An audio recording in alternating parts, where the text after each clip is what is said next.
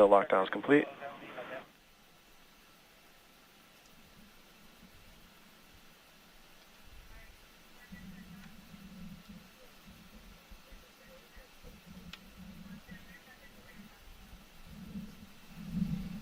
MD on countdown 1, do you have a report on Dragon Health? And there's Dragon is healthy, tracking, no issues. There's one of the photos I was talking about, Daryl. You can see the historic suit room. Falcon 9 Health? Falcon 9 is healthy, not tracking any issues. All right, this will conclude the T-minus 4 hour situational awareness briefing unless there are any other questions. And Daryl, just over Talk's head, you can see one of those photos that I was talking about. Countdown, suit donning and checkouts complete, on schedule. The chairs have changed a little bit. You see some really comfortable lazy boy type chairs, though, in that photo.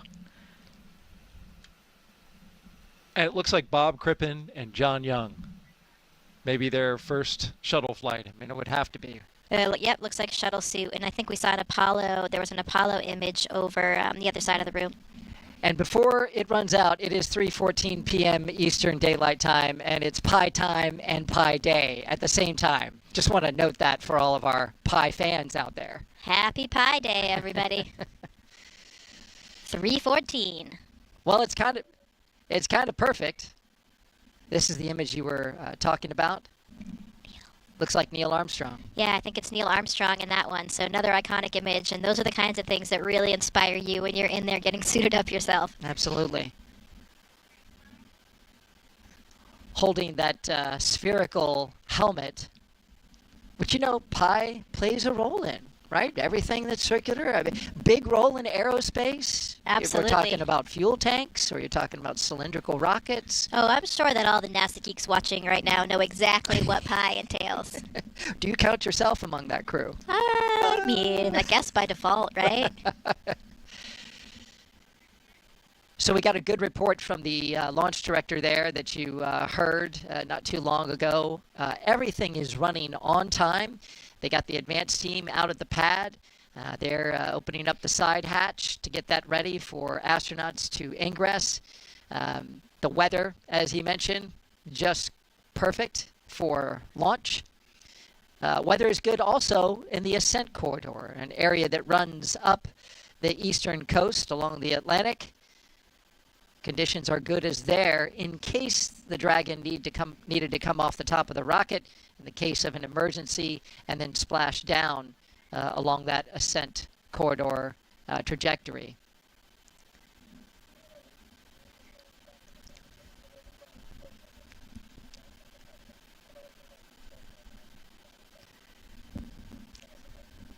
And as we look at our Crew 10 astronauts taking their photo op inside of astronaut crew quarters, I want to remind you that we would like you to participate in the show again today. And if you want to do so, just ask your question over the next 4.5 hours, and you can get it in on X, Facebook, YouTube, or Twitch. Send your question with the hashtag AskNASA. And we look forward to looking at all those questions and funneling them in to Jessica Meir, who has a rich experience in spaceflight, along with her current training as an astronaut. Okay, time now for the traditional card game. It's a tradition to try and get rid of any bad luck. Yesterday, they played what appeared to me to look like high-low, just a simple card game dealt out to the astronauts, and the chief astronaut, Joe Acaba, on the left, plays it with the crew. Yeah, I believe it was high card that they played last time. I haven't heard that they were going to change the game, but we're never quite sure because they do change it for different crews. And the history here, there are a few different versions of it, but the one that I think is probably most correct is that they play until the commander loses. That way we make sure that this crew gets all their bad luck out of the way. You can see Joe Acaba is dealing out the cards here to the crew. There's another version that the commander's supposed to win, I guess, to ensure more good luck, but I think it's the first version, and this is nice. Just like we were talking about earlier, the traditions that we keep up in the astronaut office to make it a little bit more special, provide that real human touch that we can all connect to, and you can see lots of smiles going on right now. The shuttle astronauts used to play these games all the time, and I'm assuming this tradition maybe goes back even to the Apollo times, but I'm not certain about that one, at least shuttle. Fist bumps all around from the chief. My guess would be that Anne had a 4 of hearts. And she gave that up, and that's a pretty low card, so sounds like a loss to me. It sounds like a loss, yeah. Time to go fly. Well, you could really see it in that shot, and seeing all their faces, that moment of levity, a break from hitting these milestones at specified times. You have a little time that's literally on the schedule to relax a little bit and have a moment of levity with your crew and with the chief. Core on countdown, LIO seals removed, and installation complete. On schedule.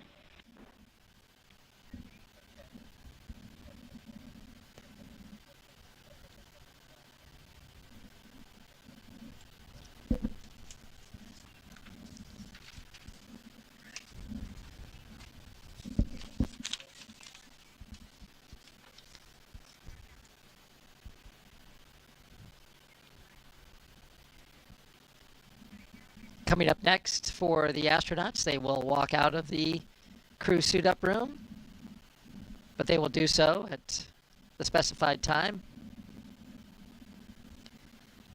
While we are out at the pad, I want to talk about something that is new for this mission. After the long-duration mission is complete for Crew 10, they will be the first NASA commercial crew mission to target a return splashdown in the Pacific Ocean.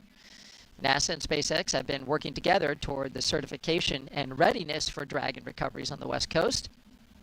Since 2019, Dragon recoveries have primarily occurred off the Florida coast, as you see here. SpaceX is moving Dragon recovery operations to off the coast of California now to allow Dragon to complete its deorbit before safely jettisoning the trunk over the Pacific Ocean, comparable to the first 21 Dragon missions.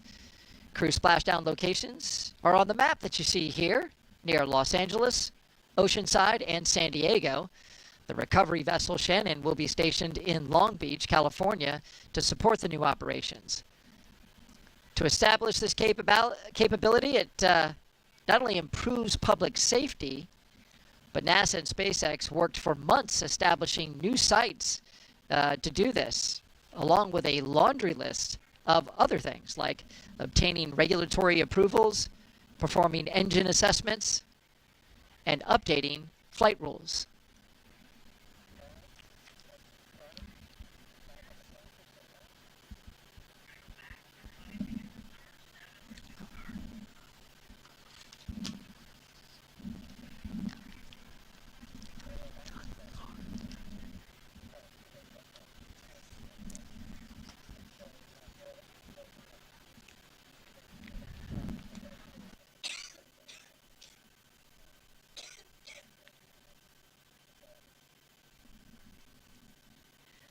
While we have a moment as we orbit Launch Complex 39A with the Falcon 9 rocket and Endurance spacecraft on top, let's take a closer look at today's crew.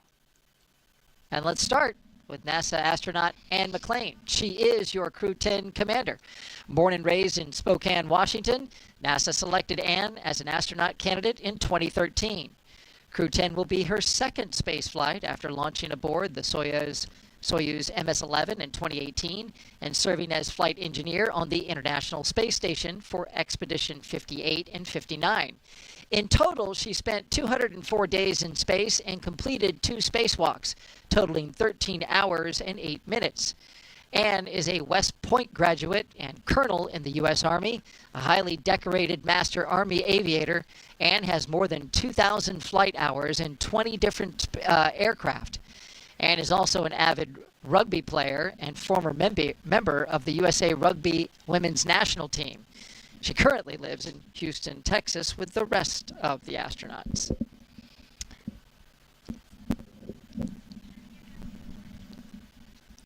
The pilot for Crew 10 is NASA astronaut Nicole Ayers. Crew 10 mission will be the first spaceflight for Nicole Ayers, a major in the U.S. Air Force and the first member of NASA's 2021 astronaut class named to a crew. A graduate of the U.S. Air Force Academy in Colorado Springs, Colorado, Nicole served as an instructor pilot and mission commander in the T-38 and the F-22 Raptor, leading multinational and multi-service missions worldwide. She has more than 1,400 total flight hours, including more than 200 in combat. Nicole has a twin and was born in San Diego, California. To the mission specialist now.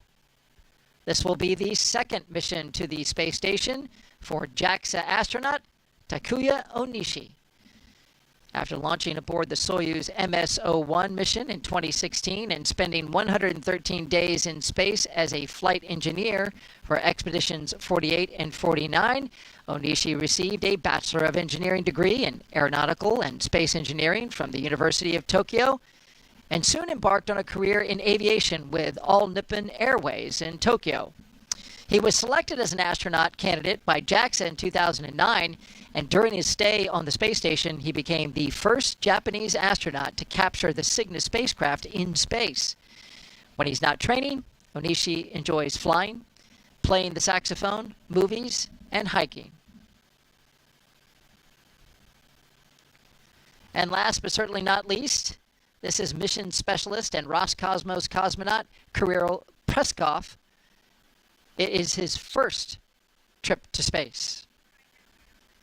Before his selection as a cosmonaut in 2018, he was a co-pilot on the Boeing 757 and 767 aircraft for Russian Airlines.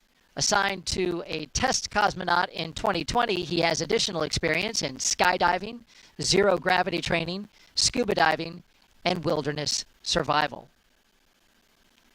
And as you probably noted by me reading their bios there, that all four, we mentioned this on Wednesday, are certified pilots, military pilots, and pilots in private aviation.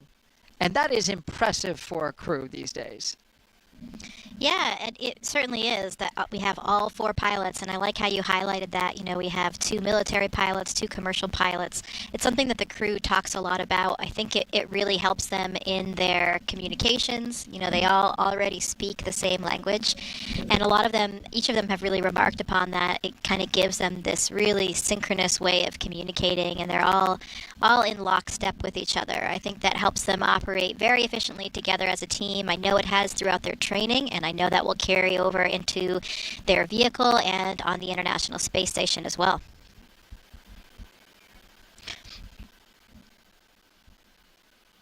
Gives them even more of a kind of shared language, you know, to relate to each other.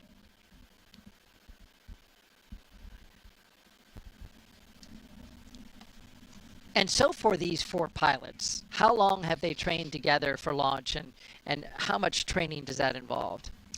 Well, typically we get assigned about 1.5 to 2 years before the mission. Sometimes that's a little bit variable. Sometimes the commander and pilot will get assigned first and start a little bit earlier because they have a little bit of additional training for the vehicle. But about that amount of time, and that is when, you know, we're doing everything from vehicle to space station training.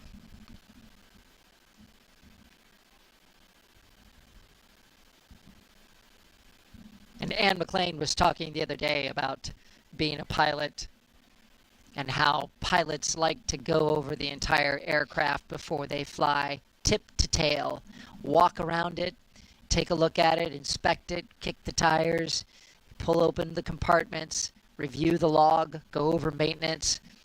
But that's not something that can be done by the NASA astronaut today. You guys rely on a support team, hundreds and hundreds of people, if not thousands, across NASA and SpaceX to get ready for this moment. Yeah, that's a huge part of the process, and it's something that we become accustomed to where we get to know these teams on a personal level. We know the people, we get to know the hardware, and through this very intensive training regime that we have, we develop a lot of trust in both the hardware and the people, all the ground teams that are keeping us safe. We know that safety is NASA's and SpaceX's #1 priority. And so you develop this camaraderie with the people. You know that everyone is ensuring safety in everything that you do from launch day and really watching every minute of the day on the space station to make sure things are operating correctly. So yeah, as Anne kind of mentioned, for these pilots, it's a little bit different where, they have really put their eyes on every piece of hardware and checked it on their own. Now they're using that trust that they have. But thankfully to the way that we operate, the incredible relationship that we have with the SpaceX team, we have that level of trust and integrity between both partners, and we know that they will be watching all those factors, and that's a good thing because as an astronaut, we have so many different things. We really have to compartmentalize our brains. We're switching back and forth between a spacewalk training and then doing a spacewalk, capturing a vehicle using the robotic arm, fixing the toilet on the space station, and then doing an experiment. So we're doing so many different things all the time. There's no way that we can be experts really at any one. And so you become this kind of dabbler, a dilettante on all of them. And what you do is rely on all the people on the ground to help you through that process and make sure that everything goes as smoothly as possible. And we appreciate all of those people who have really spent a lot of time, long hours, weekends, nights, working to prepare this mission for launch. We move you now to looking live outside astronaut crew quarters, where family, friends, and some media have gathered to document Crew 10 as they walk out of their living quarters and then into their vehicles. 3 Teslas all lined up with that license plate. Yeah, I really like this tradition where the SpaceX crews actually change the license plates for every mission. And so it adds a little bit of levity, a little bit of something original to each one. You can see this one, the liftoff with the 10 in the middle, lift 10 off. So that's a very appropriate message for what we're here for today. And I think we have some history about what all the other license plates are here too, don't we, Daryl? We do indeed. As you can see here, what's in a name?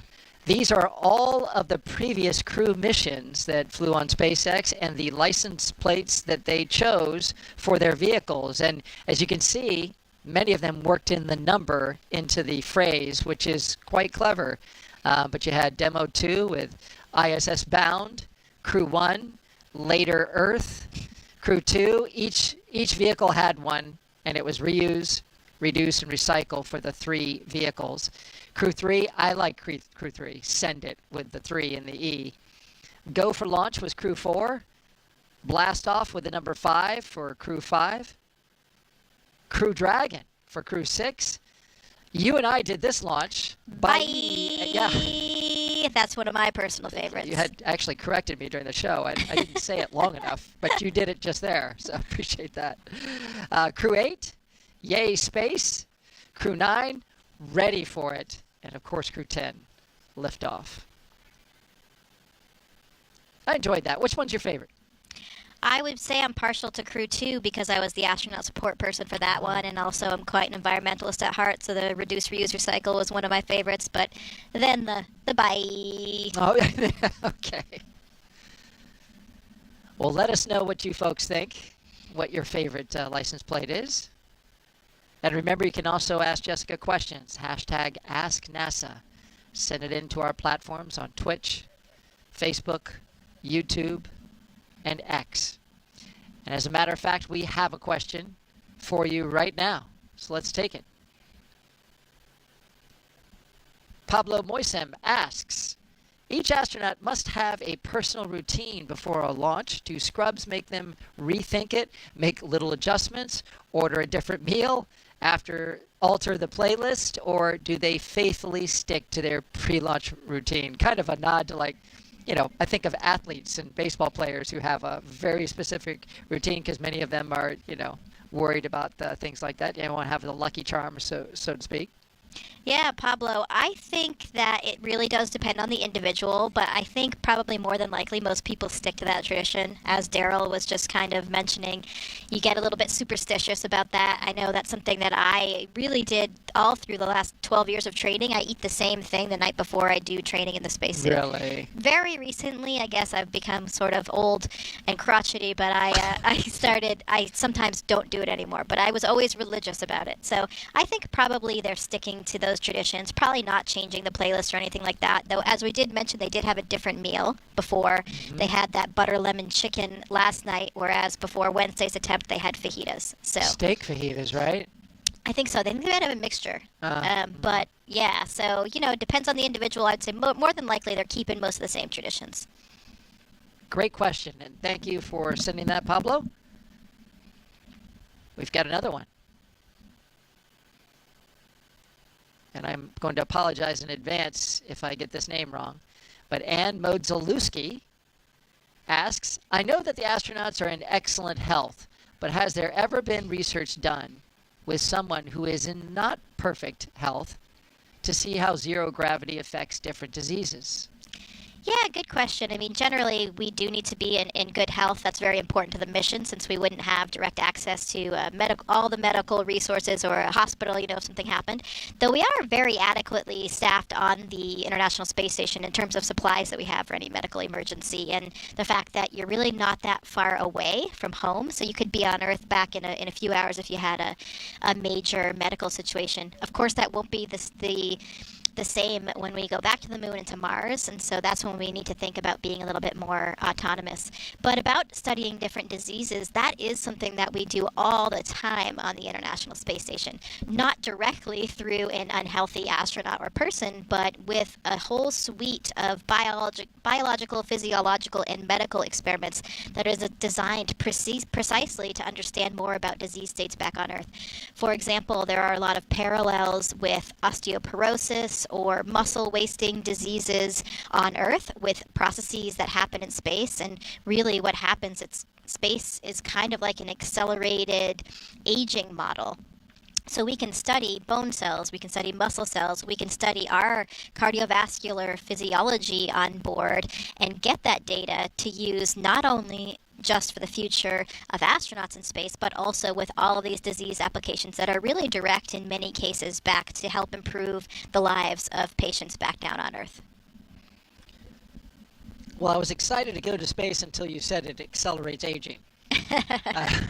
But I had heard that, and I thought that was interesting. Temporarily, yeah. It depends on the system, and it depends on the effect. But, for example, one of the experiments that I participated in when I was there it was called vascular echo, and there's a follow-on vascular aging, and it's looking at blood vessels in the human body. We use the ultrasound on board the station to look at what's happening in these blood vessels.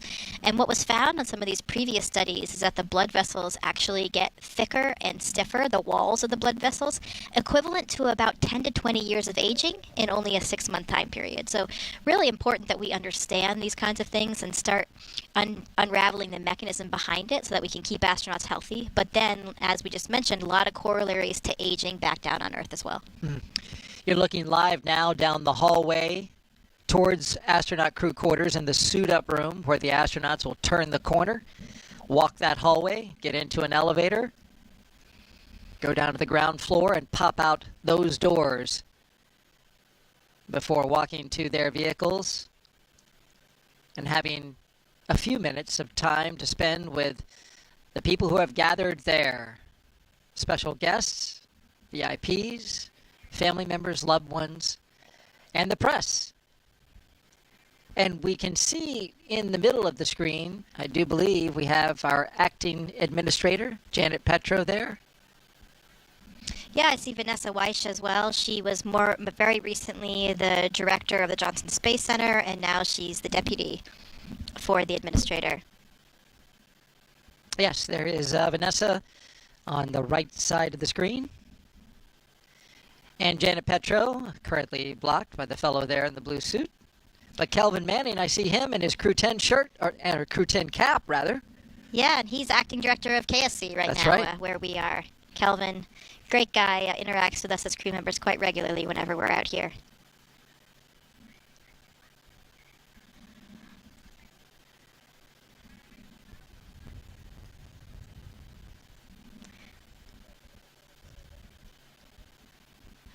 think we saw Casey Swales there as well. She's a NASA Deputy Associate Administrator. And they are all right down there. That's a wider view outside the U-shaped ONC, as we call it, Operations and Checkout Building. The caravan departs from this location. You can see towards the back and at the top of your screen the SWAT vehicles, the 3 astronaut vehicles, and then at the front, security gives them an escort across the Kennedy Space Center. It's about a 20-minute drive to the launch pad. We've got some folks also here visiting as part of NASA's social program. And there they are waving. I think they turned around and waved.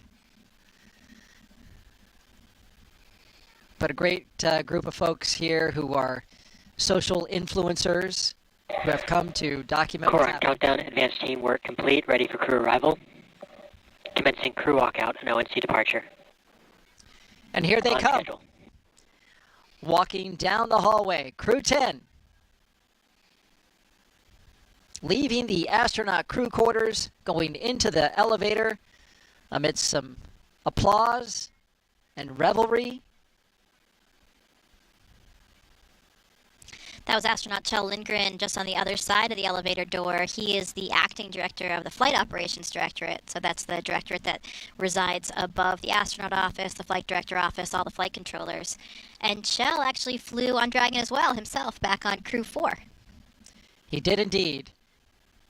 And he and his fellow crewmates all came out to Kennedy sometime after their launch and did a meet and greet with everybody who works out here. And it was really a special time to get close to the astronauts, ask them questions, take pictures.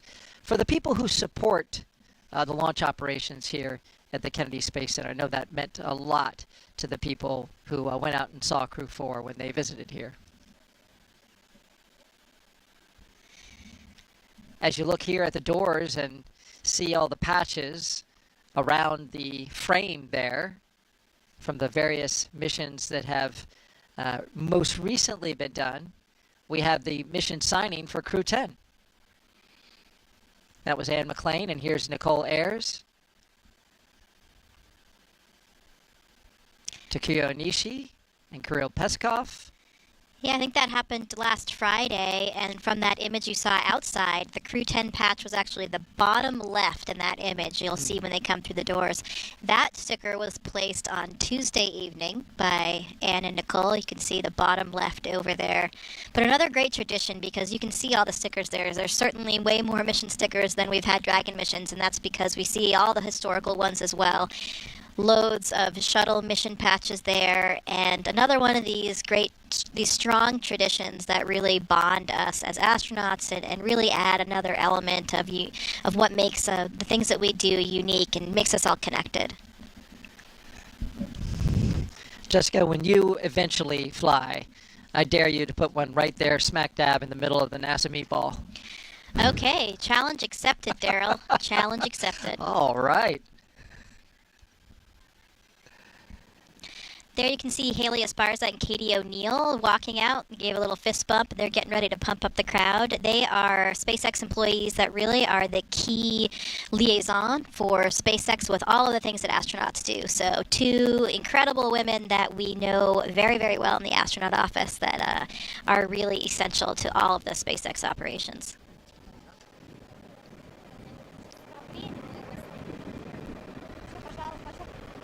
And we are getting close, less than 90 seconds before a walkout. Officially happens at T-minus 3 hours and 20 minutes. So among the crowd, we mentioned some of the VIPs earlier, and then we have a few loved ones there as well to see the crew off. So that last moment to wave to your spouse, to your kids, to whomever you have there supporting with you. And another special moment right before you get into those vehicles and make your way to the launch pad. And here they come. Crew 10 taking their first steps outside as they prepare for their journey to the International Space Station. From left to right, Kirill Peskov, Nicole Ayers, Anne McLean, and Takuya Onishi.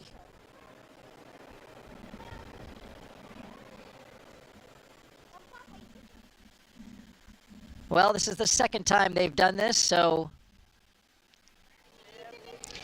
when you do something a second time, does it have the same feeling? Yeah, I think it's actually probably a little bit better for them because some of those nerves are gone. They've kind of gone through it already the first time, and so I think they're probably a little bit more relaxed, but still feeling all of that excitement and exhilaration for launch day. So I'd say it's probably the best of all worlds to, really combine those things. Once you've been through something before, you have a little bit less anxiety about it, right? Like you know what to expect, and it just makes you a little bit more calm and at ease. So my guess is that's what they're feeling today. Well, a relaxed crew is the kind of crew you want to have on launch day. Absolutely. You can see the big smiles on all of their faces as they're looking out toward their loved ones, their families, friends, colleagues.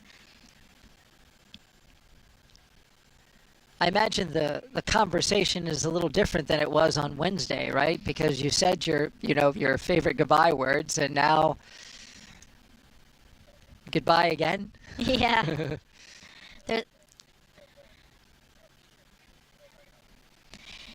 Yeah, so you probably had a pretty good view of the crew there when they came out, and I don't know if you noticed the height distinction between the crew, but, Anne McLean is actually certainly not a short woman. She's taller than an average female. I think she's 5'7", maybe a little bit more than that. But in her crew, she's actually the short one. If you noticed, her crew is exceptionally tall. So they actually made an unofficial logo, which I love, and it has all the 3 crew members as giraffes, and the 4th crew member of Anne as the panda on the crew. Here's a picture of that shirt actually modeled by my husband. And with your daughter watching and observing. Yes, she was observing. I think her favorite's the panda as well because that's a childhood favorite of mine. Perfect for my classmate Anne. Oh, there it is. The 4 crew members and Anne there, the panda, with her call sign Animal. Animal. Yeah, that call sign was bestowed on her from her old rugby team, the Atlanta Harlequins. She played with them when she was in flight school. Doors are closing. Getting ready to blast their playlists, I assume. It's one of the cool aspects. I remember when I was the astronaut support person, actually riding in the car with the crew back on Crew 2. Get to participate in that. They're blasting their personally designed playlists with some, real pump-up music for them. The lights are blaring on the escort cars, and it's a really exhilarating time. Did you rock out? Oh, yeah, certainly. Got to get pumped up. That launch was actually at night, which I think allows you to get even more pumped up with the lights and the music in the darkness, but beautiful weather day for what we're doing today. Can't complain. Speaking of the weather, Daryl, I'm glad we have such a sunny day, because on that walkout, not sure if you knew about this, but Nicole Ayers, call sign Vapor, she is actually very anti-umbrella, stemming back to her days in the Air Force. I guess it's an Air Force flight, an Air Force jet pilot thing, where they're too tough for umbrellas, so they have to really stick it out no matter what the conditions are. And apparently Vapor is very religious about this. Even, no matter where she is, even if she's off duty, she will not use an umbrella. Some people say that this also carries over to all the military branches, but I talked to some Navy pilots last night, and they say, no way, certainly not. They use umbrellas, and even Anne told me today that she wasn't even aware at all about this thing about umbrellas. So, I think it's really just Vapor, at least on this crew, and definitely an Air Force thing. Which is interesting because the closeout technicians have umbrellas with them when there is a little bit of rain or mist in the air. Right. And so their job is to immediately cover and keep those suits dry. So I would be curious to see what Nicole would do. You got to protect that suit, and that's exactly what I mean. It's a good thing we have no rain today, because I don't know what Vapor would have done. Right. Well, this was a nice moment here where the family and loved ones got to come up close to the open window of the vehicles as they are just minutes away from leaving and departing the ONC.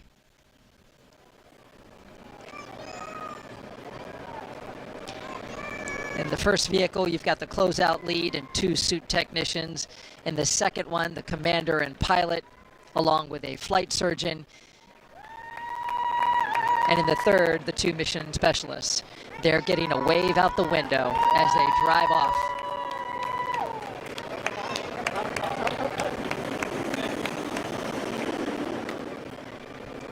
Here they Core go. on countdown. Crew have left the ONC on the way to the pad. We're on schedule. And we are off. The crew on their way to Space Launch Pad 39A. Driving away from the Neil A. Armstrong Operations and Checkout Building. This begins the 20-minute drive with a full security escort across NASA's Kennedy Space Center, including, they'll get ready to do a drive-by the VAB, as we all know.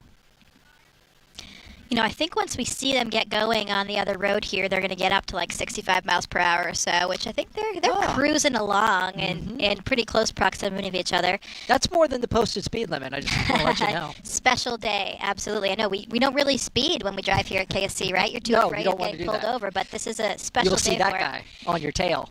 I'm sure Anne loves the helicopter escort as well. You know, she's a helicopter pilot, so sweet sounds of home.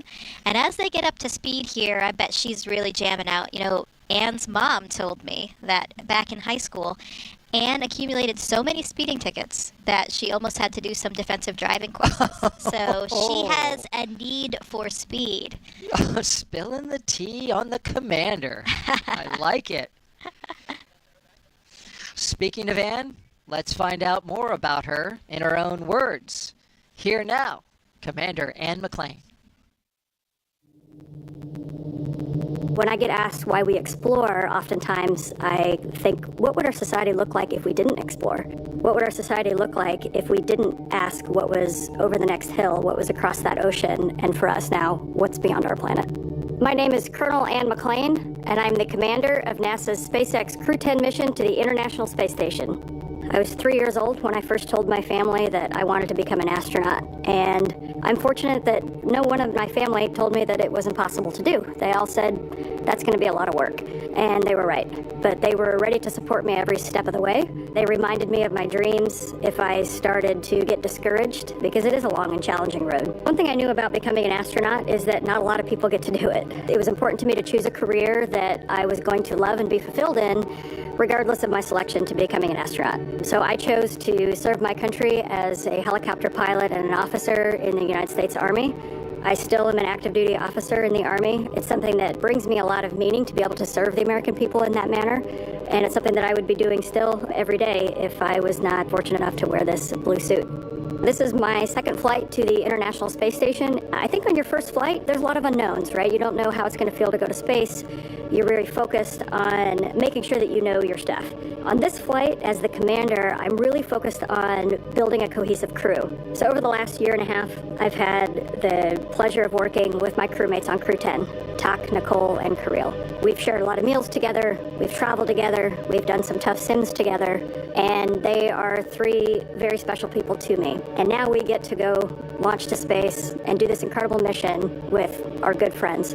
The International Space Station is a proving ground for a lot of technologies for deep space exploration, but it is also a national orbiting laboratory where the U.S. can work with universities, research labs, other countries to develop things that benefit us on Earth, everywhere from cancer research, Parkinson's research, materials research, and at the same time, we're looking at the things that we're going to use on Mars and future moon missions.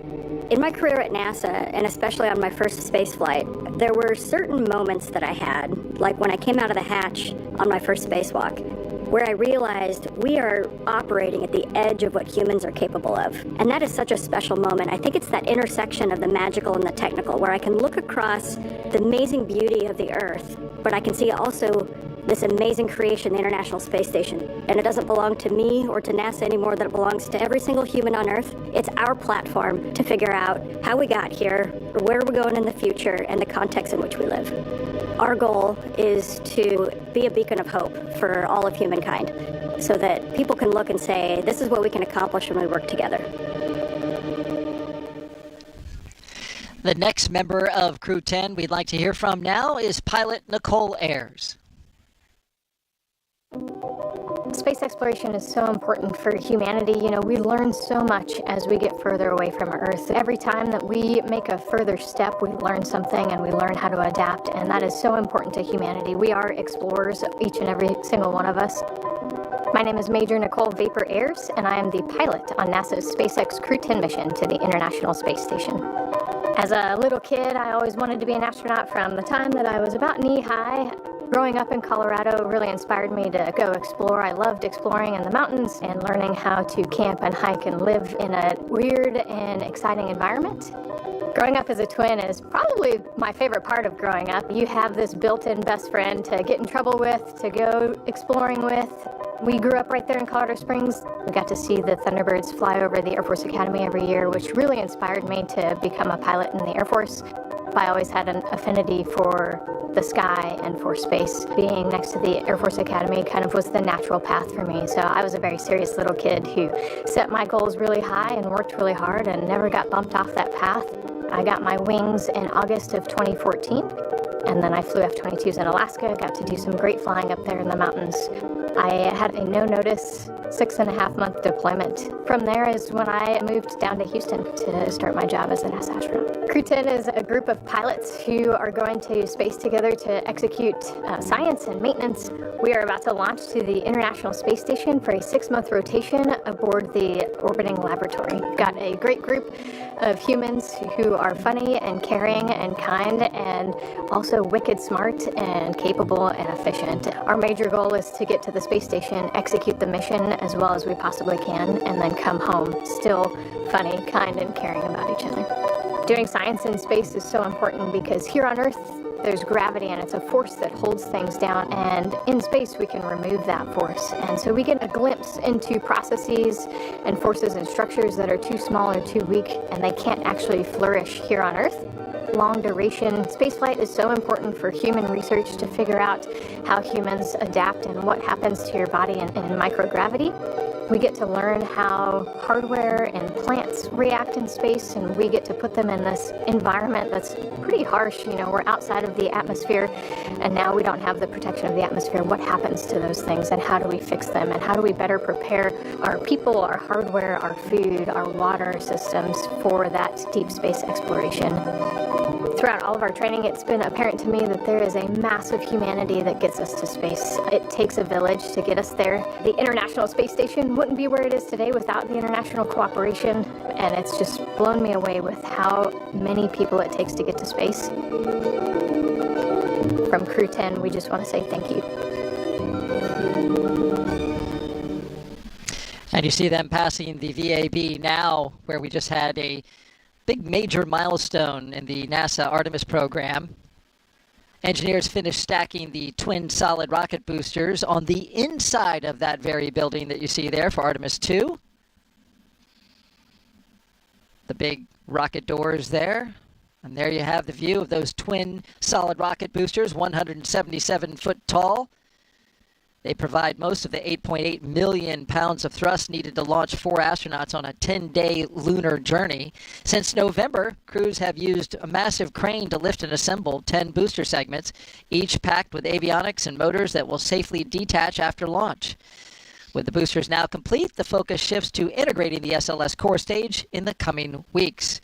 Artemis 2 will carry NASA astronauts Reed Wiseman, Victor Glover, and Christina Cook, along with Canadian astronaut Jeremy Hansen, on a mission around the moon. And now here is Jeremy, there in the back, with an update about a recent training mission for him and his fellow Artemis 2 crewmates.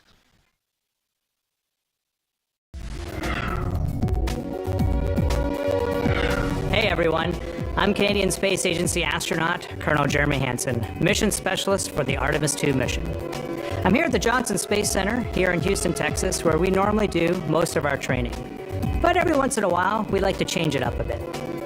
Reed, Victor, Christine, and I recently spent several days in Iceland trading in our spacesuits for hiking gear to study its geology and surroundings. Why Iceland? Well, as you can see, it has a similar landscape and terrain to the moon, with various volcanic rocks like basalts and breccias, and has limited to no vegetation. The Nordic island has been a lunar training site for NASA astronauts since the days of the Apollo missions. My crewmates and I teamed up with scientists and geology experts to explore the huge boulders, formations, and volcanic craters across the lava fields. During our journey, we stopped at various spots to discuss what we observed. Some of the really fine material is compacting into what's like the glue holding this together. And even tested different types of tools to collect rock samples. Although we won't be landing on the moon during our mission, this field work and navigation practice will allow us to make informed observations when passing the lunar surface and pave the way for future Artemis crew training. And that's your Artemis Moon Minute. For more Artemis updates, scan the QR code on your screen that you see right here. There it is. Scan that QR code or visit nasa.gov/Artemis2 to get the latest updates as we get escorted across the Kennedy Space Center. Security leading the way. There they go. They're up to top speed now, I bet. You got a little construction they're coming up on, but and it's a two-way road, but there's no problem there. They've already pre-cleared it for them to go by. Another interesting note that we get to see when we have a daylight launch is those crawler tracks that you see just to the top of the screen. You know, those two rock-bedded crawler tracks, that's where the SLS rocket and Orion spacecraft will slowly march its way out to the launch pad, the giant crawler transporter.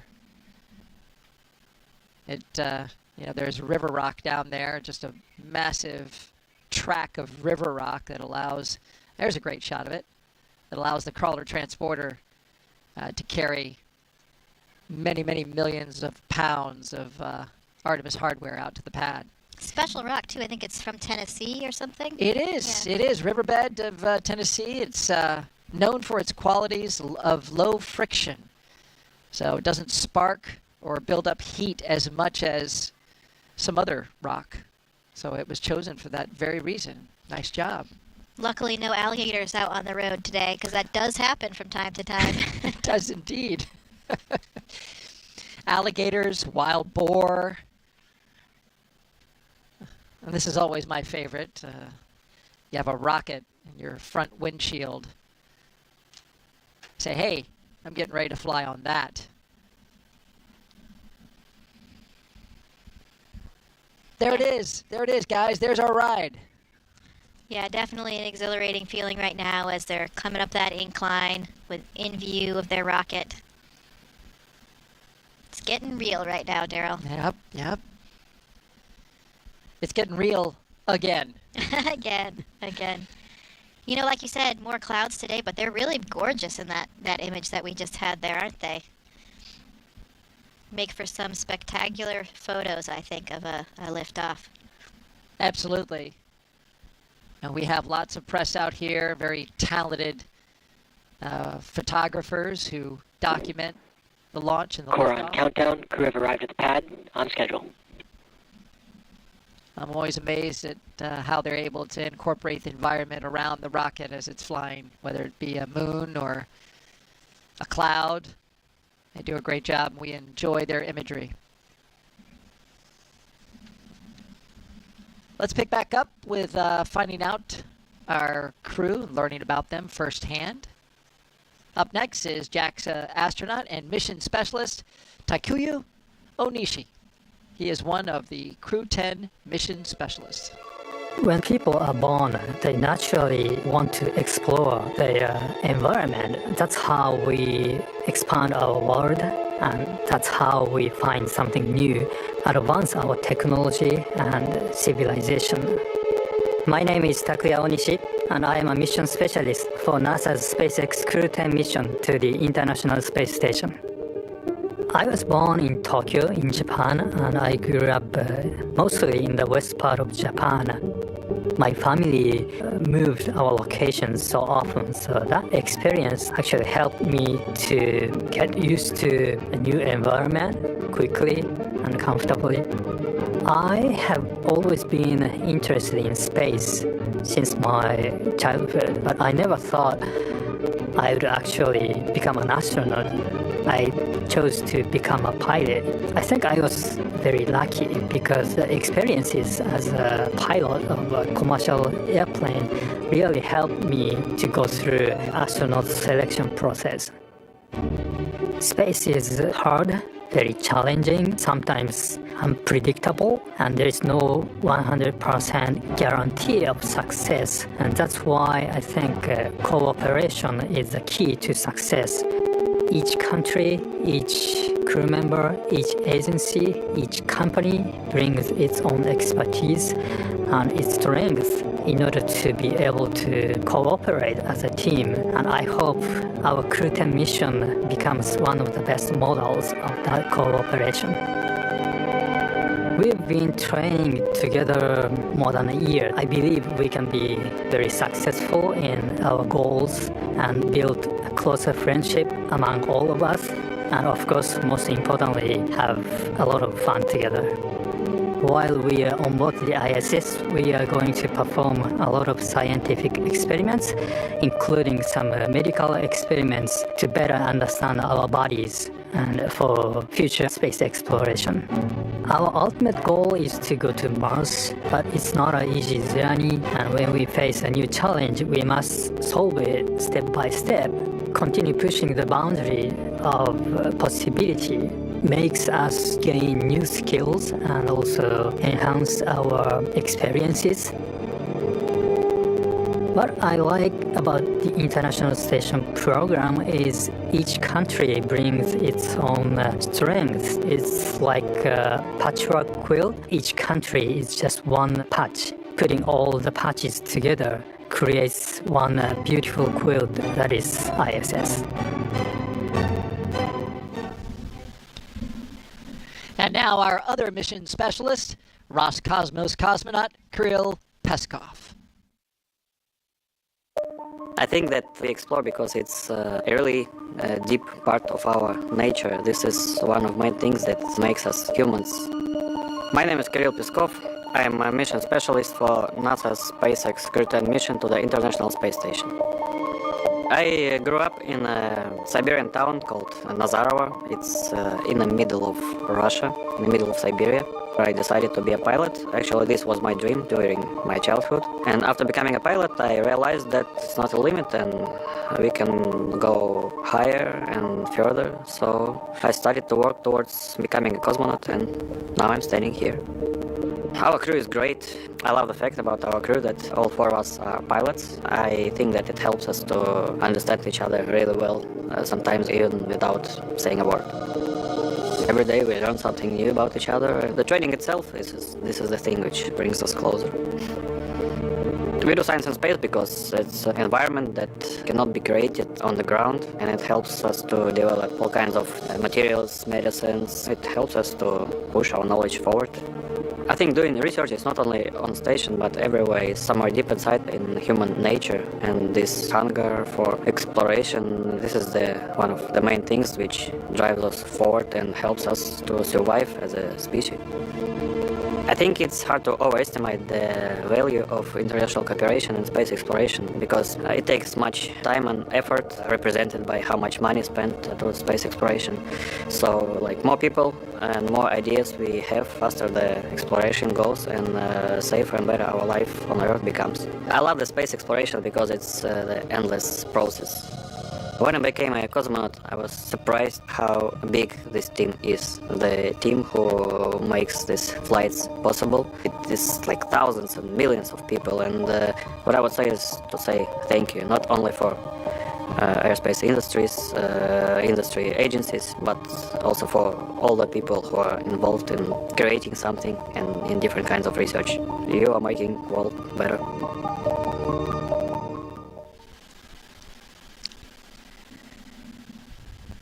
Back live now at the launch pad as your commander and pilot walk towards the elevator after taking a look at their rocket for the second time. Heading up the launch tower. Getting into that special elevator, and I'm not sure, I'm guessing maybe Anne will get to push that button, but it's the best button in the elevator because it says space. No floor number, just space. And today, she means it. Yeah. I always love that image of the crew members leaning back and looking up at their rocket, really appreciating the gravity of what they're about to do and how tremendously powerful that rocket is there in front of them.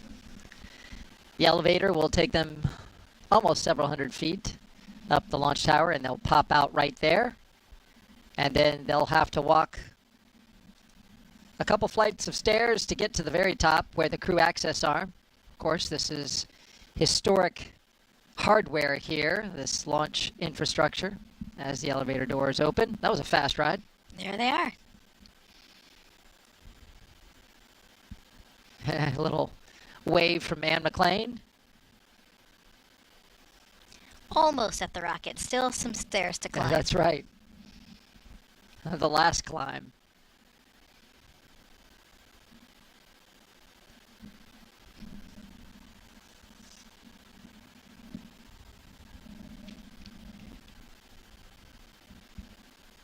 And we talk about how this, is a launch tower that went all the way back to Apollo and through shuttle. So that's why this, slight modification where the elevator doesn't quite go to the spot of this taller rocket where the spacecraft is and where the door and the hatch are. But a lot of history at these pads, both 39A and 39B,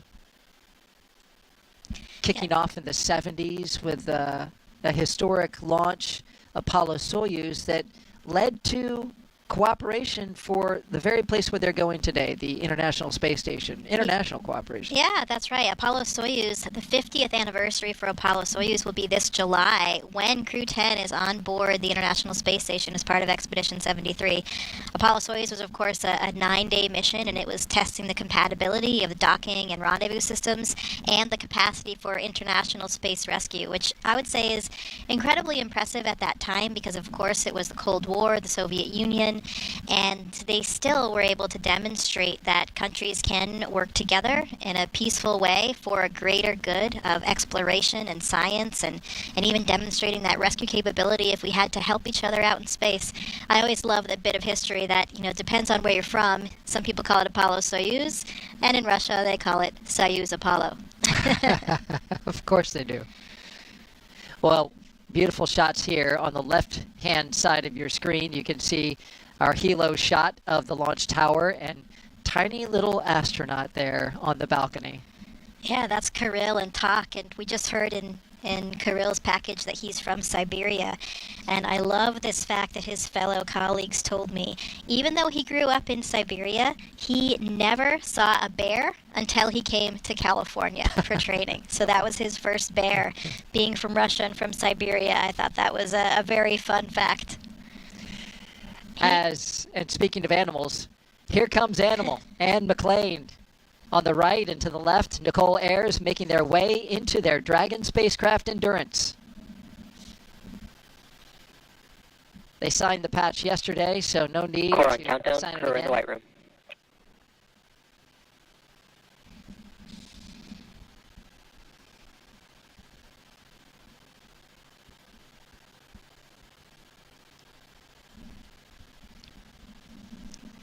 Our 2 mission specialists now ascending the stairs, right behind the commander and pilot. And another commander coming up the stairs since Tak will be the commander of the International Space Station once they arrive up there. So excellent experience for an experienced crew member like Tak to be in charge of the space station. And it's a really nice transfer of controls from Anne McLean being the commander of the vehicle and then handing over to Tak, really giving both of those experienced astronauts a chance for leadership and a commandership. And how can you not do what they're doing right now? Take in that view. Look out over the railing and just see what a beautiful Florida day it is. It's an incredible view from up there. Usually a little bit windy, but man, every time I've been up there looking out, you can see the whole coastline, all the other launch pads, the VAB, really the entire Space Center, and it is simply gorgeous. Maybe that wind is why one of them is standing a little off from the rail. Yeah. You know, Kirill is actually no stranger to the U.S. either. He actually he was an exchange student in high school in Texas, actually. And there was a great story there. He went to the Johnson Space Center when he was here in high school, and he had some photos, some memorabilia from JSC that he had hanging up in his room when he was a high school student. And his host family in Texas is actually, I think they're still here. I know they were here on Wednesday for the launch. I'm assuming they stayed as well. So really cool connection for him. That is very cool. Core on countdown. Crew ingress started. On schedule. And they'll ingress the crew one at a time, being very careful when they step over that seal that surrounds the hatch. Very important to keep the environment inside. And here come our mission specialists down the crew access arm. Takuya Onishi and Kirill Peskov.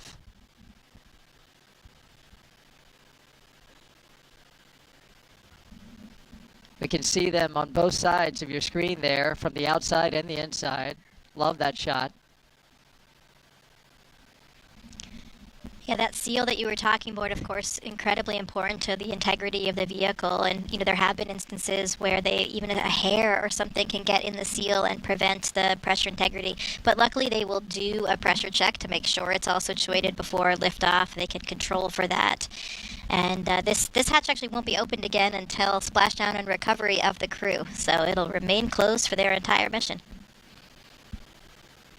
Yeah, that's a great note there, because it's such a big deal when they close that hatch to know that door is going to be shut for months before it's opened again. While our commander and pilot are getting buckled in, why don't we take a social question? We've been taking them throughout the show. We thank you for submitting them. Chloe Bokeli asks, Jessica, what is your favorite part about the ride up to the International Space Station? Well, it is an incredibly dynamic ride. You know, as you are launching in any rocket, I launched on the Soyuz rocket and the Soyuz capsule, so different than what we're seeing here today. But all of those launches involve, you know, the accumulation of the G-forces. You especially feel that kind of kick in the pants when the different stages of the rocket detach. I think my favorite part was, you know, only about 8 minutes, then you're in space. Everything in the capsule starts kind of lifting up, even anything that was on the floor, little bits of dust or anything that was dropped. Your pencil, your arms start lifting up, and everything is weightless. And I remember looking over at my crew. Oleg Skripochka, my commander, he had flown before, so it was familiar for him. But Hazza Ali Al-Mansouri, the very first astronaut from the United Arab Emirates, it was his first flight, just like mine. And I remember looking at him, and his eyes were enormous, and both of us were just thinking, wow, like, this is it. We made it to space. Wow. My journey to space was only 6 hours, or to the space station was only 6 hours. Now the Soyuz actually often does what's called a 2-orbit rendezvous, and they're there in only 3 hours. Today, these astronauts will actually be in this capsule for 28.5 hours, so much different, considerably longer than the flight profile if they had launched on Wednesday. And that's just simply orbital mechanics. Depends on the time that you're launching, where the space station is relative to you, and all of these factors. So it could be a very short flight and could be longer.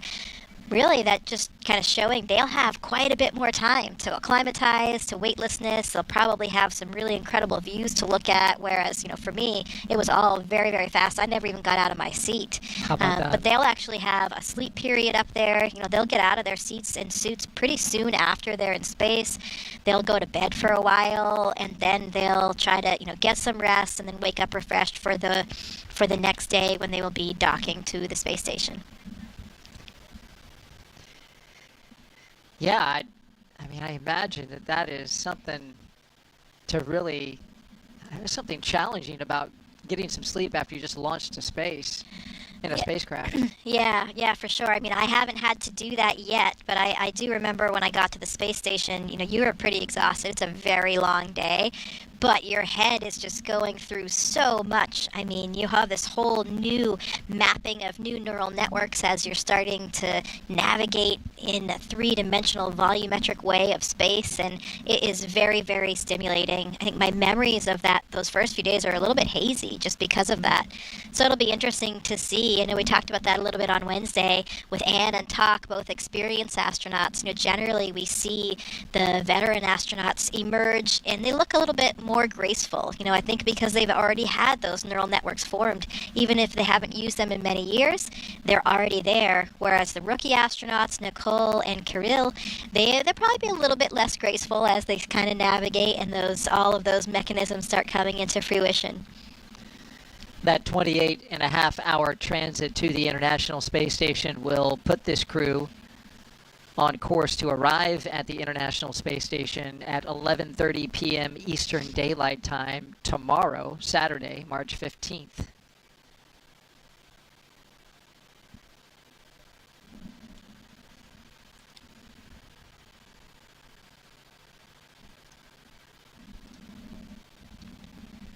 Let's take another social question now, Jessica, as we have all 4 crew members inside the Dragon Endurance now as they're getting settled in.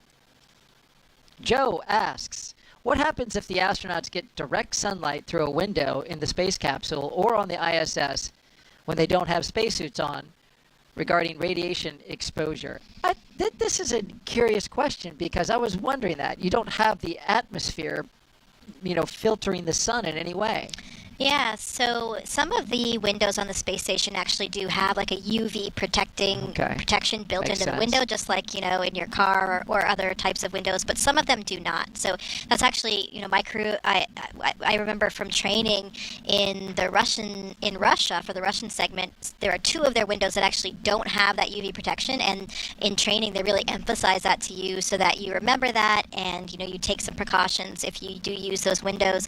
We do have different types of sunglasses on board so we can help protect our eyes. We don't actually have sunscreen though, so you can put clothes on to have cover your skin with clothes, but you can get a sunburn through the windows.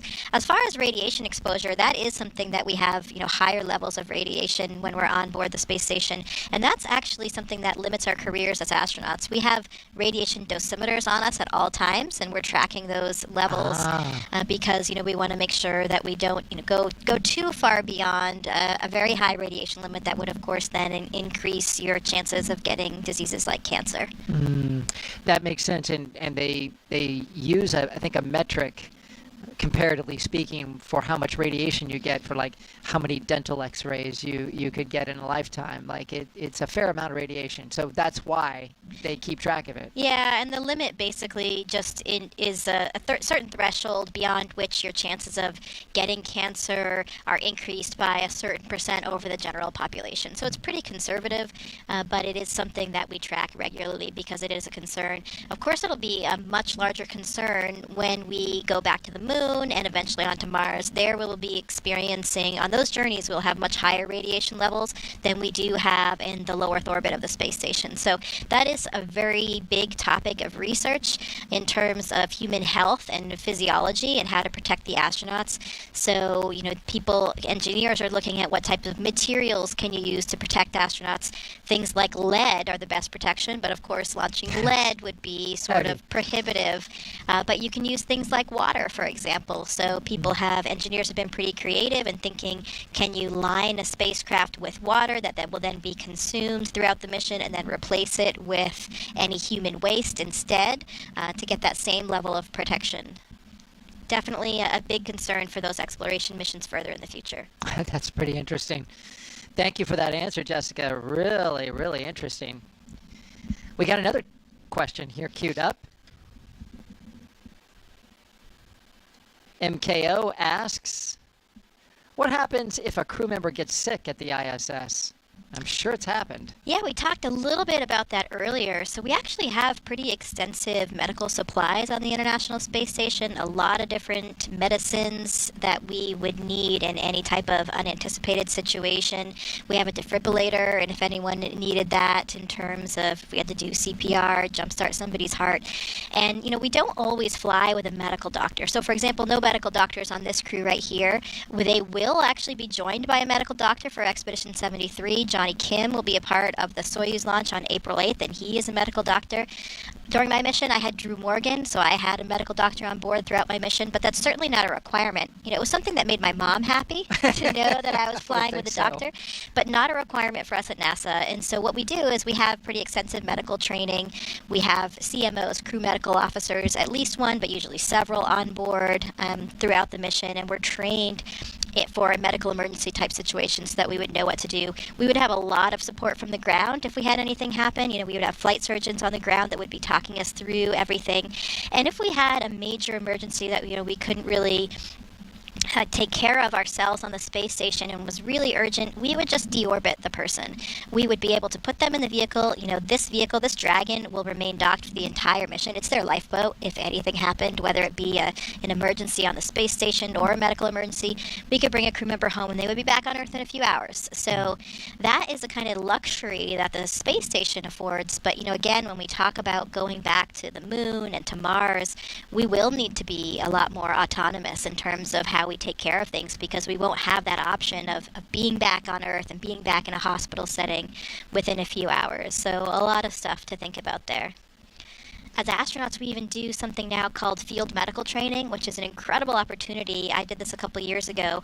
We actually go into the active emergency rooms and operating rooms of some of the major hospitals in downtown Houston, and we get to ride along with the team and actually help participate in some of these medical procedures so that it gives us more of that real hands-on training where we're doing blood draws, possibly even intubating a patient, catheterizing a patient.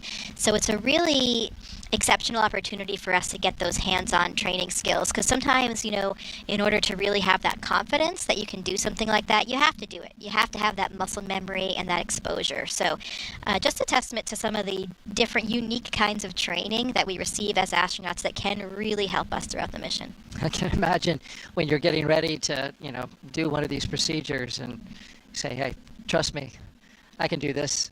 I'm an astronaut. Yeah, I mean, it's pretty shocking sometimes. We're like, they're going to let us do this? Yeah, right. For me, I was a physiologist in my former life. I did a lot of medical procedures on animals for my research, so it's something that I'm pretty familiar with as a physiologist, and I love it.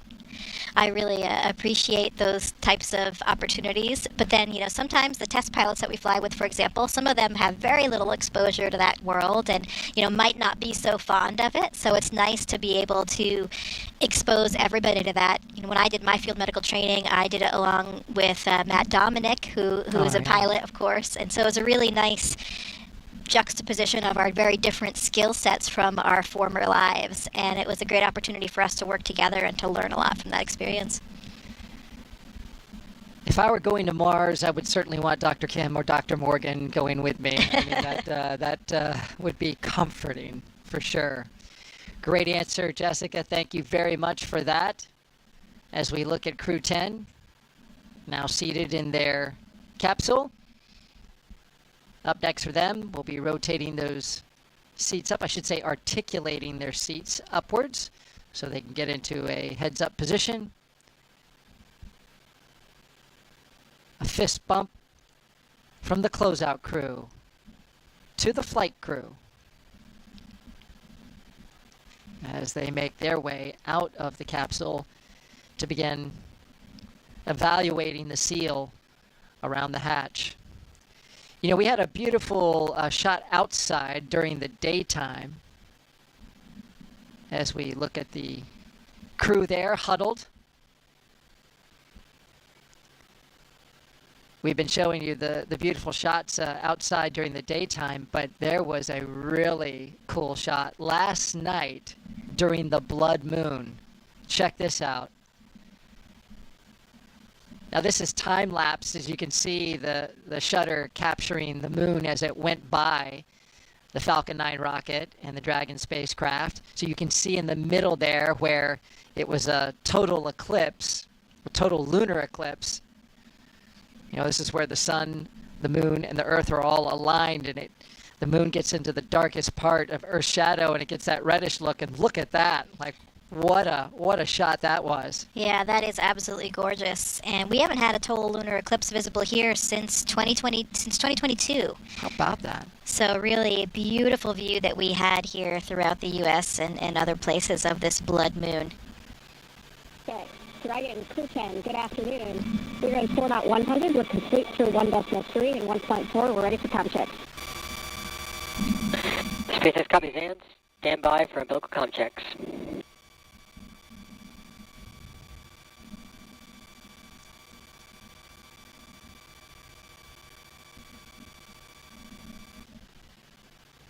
Each one of the crew members will now do a series of communication checks with the ground team. Commander, pilot, MS-1, MS-2, com check. Loud and clear. Clear. Loud and clear. Loud and clear. And core, loud and clear. Umbilical com check is complete. Report when ready for seat rotation. Okay.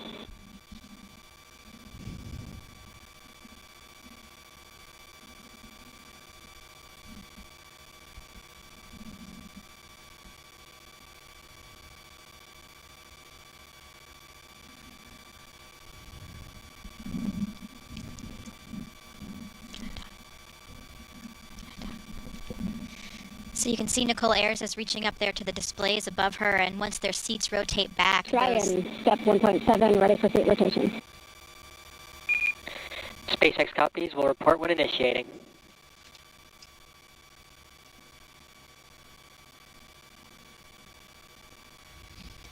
So once they rotate back, they'll have Anne and Nicole will have a direct view of those control panels that will be right in front of their faces. We can just kind of see the top of it there. That's where Nicole was reaching up.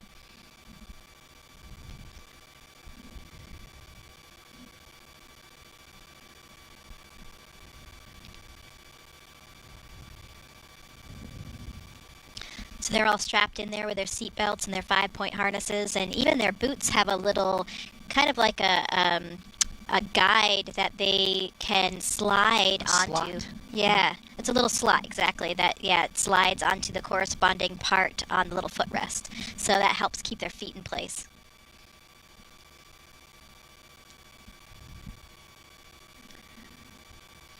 They have what's... Is that a paper checklist of some sort up there in that? Yeah, they've got some different checklists, and then they have on their left knees, they have what's called the satchel. So they have a few different things that they might need in those early phases of the mission in there, and they also have their crew tablets, so they can be following along with procedures and different phases of the mission. Just like a pilot to have a paper backup, though. Always, always. Redundancy is key. Yeah. I think that's... Dragon, SpaceX, initiating seat rotation. Copy. I think with that cue card that we see there is probably their launch cue card, which has kind of their key trajectory and the key phases of that, the different corresponding abort sites if they would need to abort anywhere along there. And we'll actually hear them call out those different phases as they initiate the launch profile. And there they are rotating back to that position. You have a better view there of that display panel.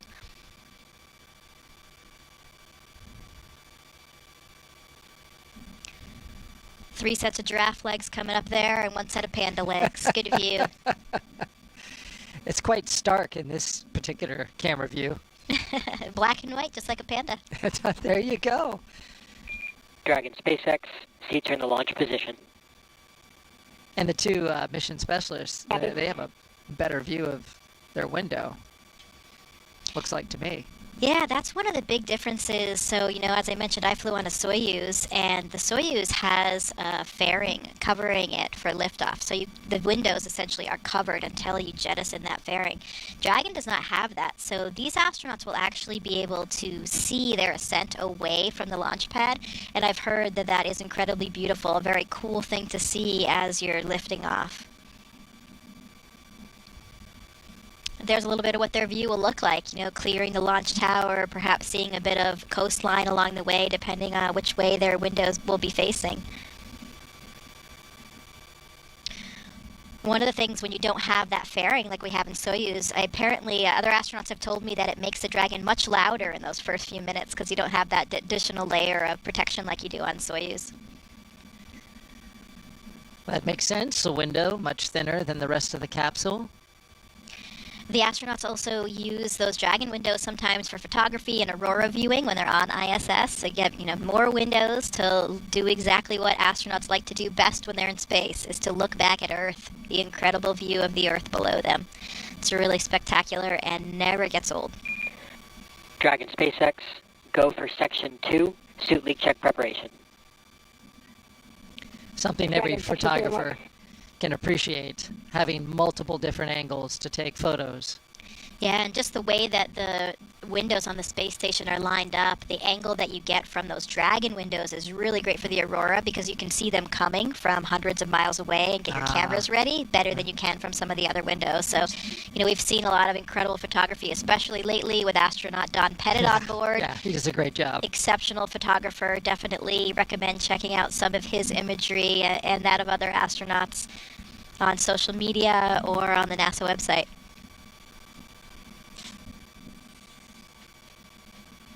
The cupola, does that look straight down? It does, generally. In the attitude that we generally fly in on the space station, the cupola is facing directly down, and there's some other windows that are facing directly down as well. And then there are some that are kind of looking out of the sides, the ones that are in the Japanese module. So you get a few different vantage points. You also have some windows in some of the Russian modules that are not facing directly down as well.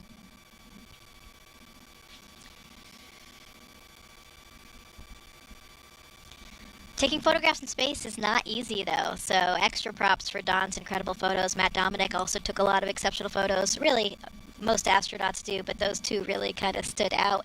But it is difficult, especially because of lighting. The lighting is changing all the time when you're in your orbit, going around the Earth every 90 minutes, 16 sunrises and sunsets every day. Changing quickly. Yeah, changing all the time. So you think you have your settings perfect, and then suddenly the light changes. Suddenly there's some different shading from a cloud on the subject. There's all kinds of things that are changing all of the time, and that makes it really difficult to get that perfect photo or video. I had never thought about that. Of course, on Earth, when you're trying to shoot photos in the dusk or dawn time and that light is changing quickly, it's a challenging time. But when you're going around the Earth every 90 minutes and the sun's zipping around... Dragon 2.9, care complete, ready for leak checks. That can really be challenging. So we got leak checks coming up right on time. SpaceX copies. Your go for Section 3, suit leak check. Please go for Section 3, suit leak check.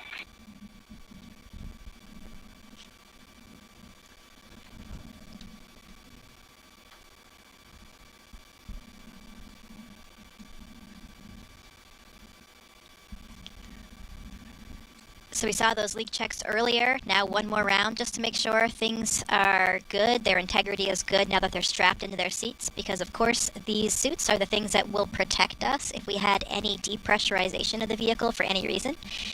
Throughout most of the mission, you're comfortably unpressurized in this suit, but the only reason why we wear the suits is, of course, to protect for that contingency case. If we did have an emergency, these suits would provide you with the pressurization you need in order to stay alive. So pretty important through all phases of the launch profile and also for landing. And why they check it a second time, as you mentioned, because they did disconnect since doing that first test with their checkout at the astronaut crew quarters, and now they're plugged into the system in the capsule. Right, in a different system. The system, of course, they used was just one in the building. This is their actual vehicle. Right.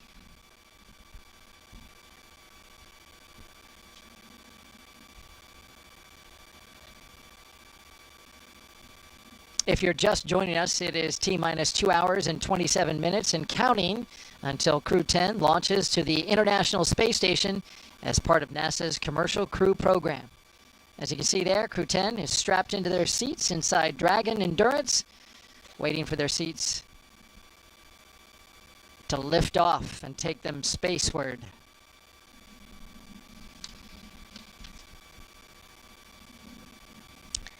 Yeah, so these vehicles actually don't have a ton of cargo space when we have the astronauts on board. You know, most of our cargo comes up on the cargo vehicles. There is a Dragon cargo vehicle version, and we also have the Northrop Grumman Cygnus, and we have the Russian Progress vehicle. And that's how we get most of our supplies up there.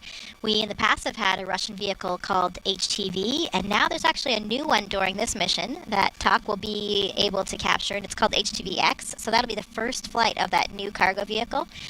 But interestingly, you know, not a ton of other room on this vehicle with the crew. So their personal belongings are actually already up there. They've been up there for months. All of the clothes that they need, most of the food that they need, and that kind of thing. Personal things will already be up there. There's a small amount of items in this vehicle with them, maybe some more food, a few, very small amount of personal belongings. But really, the cargo comes up on those cargo vehicles. And Anne McLean had written me in response to some questions that I had and mentioned that some of their personal gear will come up on SpaceX 32 in April because the spacecraft is packed.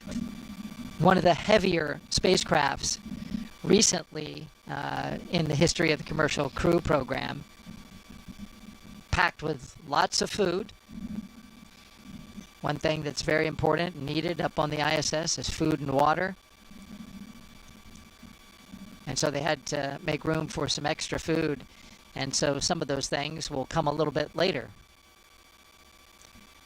She mentioned that some of those things were like personal gear. Leak check complete. 4 nominal seats. SpaceX copies and concurs. Closeout team will now perform final closeout steps next to the capsule. Proceed to Section 4, side hatch close, and report when ready to close the hat. Copies will proceed to Section 4 and report ready for side hatch closure.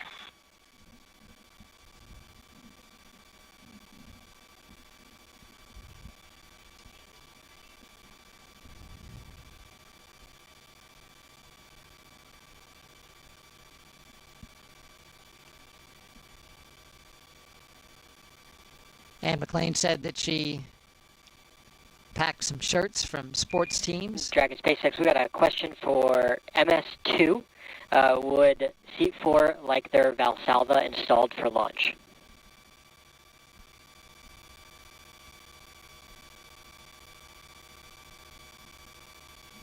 Dragon, affirmative. We would like that Valsalva, thanks. Copy the affirmative. Stand by 1. So that Valsalva that they're talking about is a small device or small really block of foam that they will put into the helmet, and that just helps you if you can't clear your ears when you're changing pressures in the suit. Sometimes you can do that. Like I can just do that by swallowing, for example. Kind of like when you're scuba diving, you know, sometimes you have to do a Valsalva maneuver where you plug your nose and create a little bit of pressure in order to clear your ears. So that's what they're talking about in spacesuits. In all types of pressure suits and spacesuits, we often have these Valsalva devices. So you can lean your nose up against that device in order to block it and then get that pressurization that you might need to clear your ears. Ah, interesting.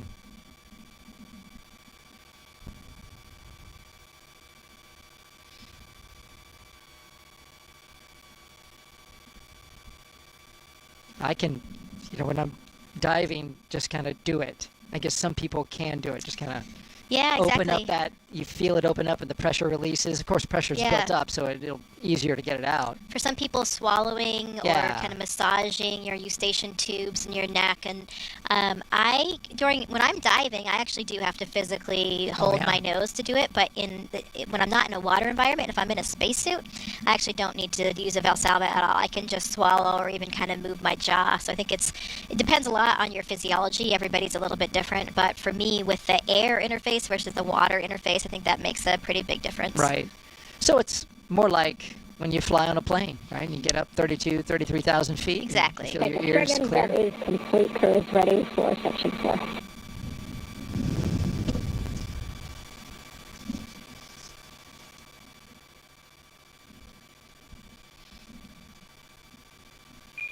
Core copies will be with you in Section 4.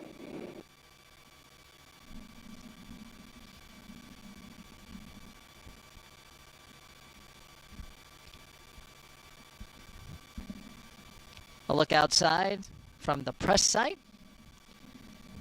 A historic site itself for the fact that that countdown clock. And Dragon SpaceX, for one more ask following that install for Valsava, we'll look for affirmation that crew is go for hatch closure.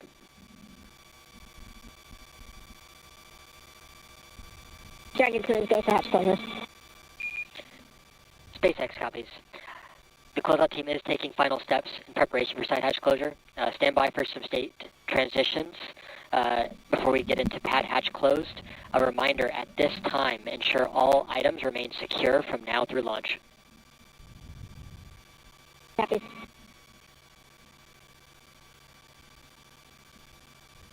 And there they are, removing the protective cover for that seal, so they're now ready to do an inspection of it and then get the hatch closed.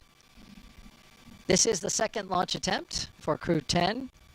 There was a launch opportunity on Wednesday, but we stood down from that one due to some ground equipment. In the interim, though, between that attempt and this attempt, the astronauts had some extra time on their hands, and we were talking earlier about them going out to the beach house and, of course, having a variety of experiences for the crew. It's a time to relax, maybe a time to tell a few stories about their time in space between the two veterans, Sam McLean and Yeah, I think Takuya. one of the biggest things is really just appreciating and enjoying the elements on Earth. And it may be something that Ann and Tak thought more about than Nicole and Kirill, because sometimes you don't really think about it until you've experienced it. But, in space, one of the things that you miss the most is just the feeling of the breeze on your cheeks, the sound of the wind as it rustles through the leaves, the feeling of the warm sun on your skin. Those kinds of things you don't experience with like you do down here on Earth, and you suddenly realize how much you miss them. Mm-hmm. So hopefully out there yesterday at the beach house, they were taking that time. Certainly it was a beautiful sunny day, and it was breezy on the beach as well. Yes. So hopefully they were thinking about that. It's not something that really occurs to you until you don't have it anymore. I remember from my mission, or even from when I used to do research in the Antarctic, when I would come home, there's also this very distinct smell of life on Earth. And of course, it's not something that we notice every day because it's always there. So it's just part of all the background. But suddenly when you don't have it, and then you come back to it, it becomes very, very strong. So I remember coming back from the Antarctic, the plane would touch down, and, in the Antarctic, it's this cold, austere environment with no natural things growing outside. So when you land again in New Zealand, there's this really powerful smell. And it's just the smell of life. I think it's like the smell of the humidity in the air and all forms of life that are growing that you don't notice until you have it removed. And then it lasts only for a few minutes, so you really have to appreciate it. Like somebody will point it out to you. You appreciate, because then it's gone. And it's just full in the background again, and you don't notice it anymore. I had that experience coming back from the Antarctic, like I mentioned, also when I did a caving expedition with the European Space Agency in Italy. The same kind of thing. You didn't have any of those smells in the cave, and you come out, you're overwhelmed by it. Your sense of smell is just overwhelmed by it, and it's so fleeting, and it's gone. And the same thing coming back from space, where you're suddenly back, you land, the capsule door opens, and it's this overwhelming smell, once again, of just life. How about that? For all the excitement of going to space, it's oftentimes these things here on Earth that just give you such a feeling of nostalgia once you come back into it. And that smell of life that you're talking about, that is fascinating. There's really, as we know it right now, no place like Earth. Yeah, you don't know what you have until it's gone, right? That's right.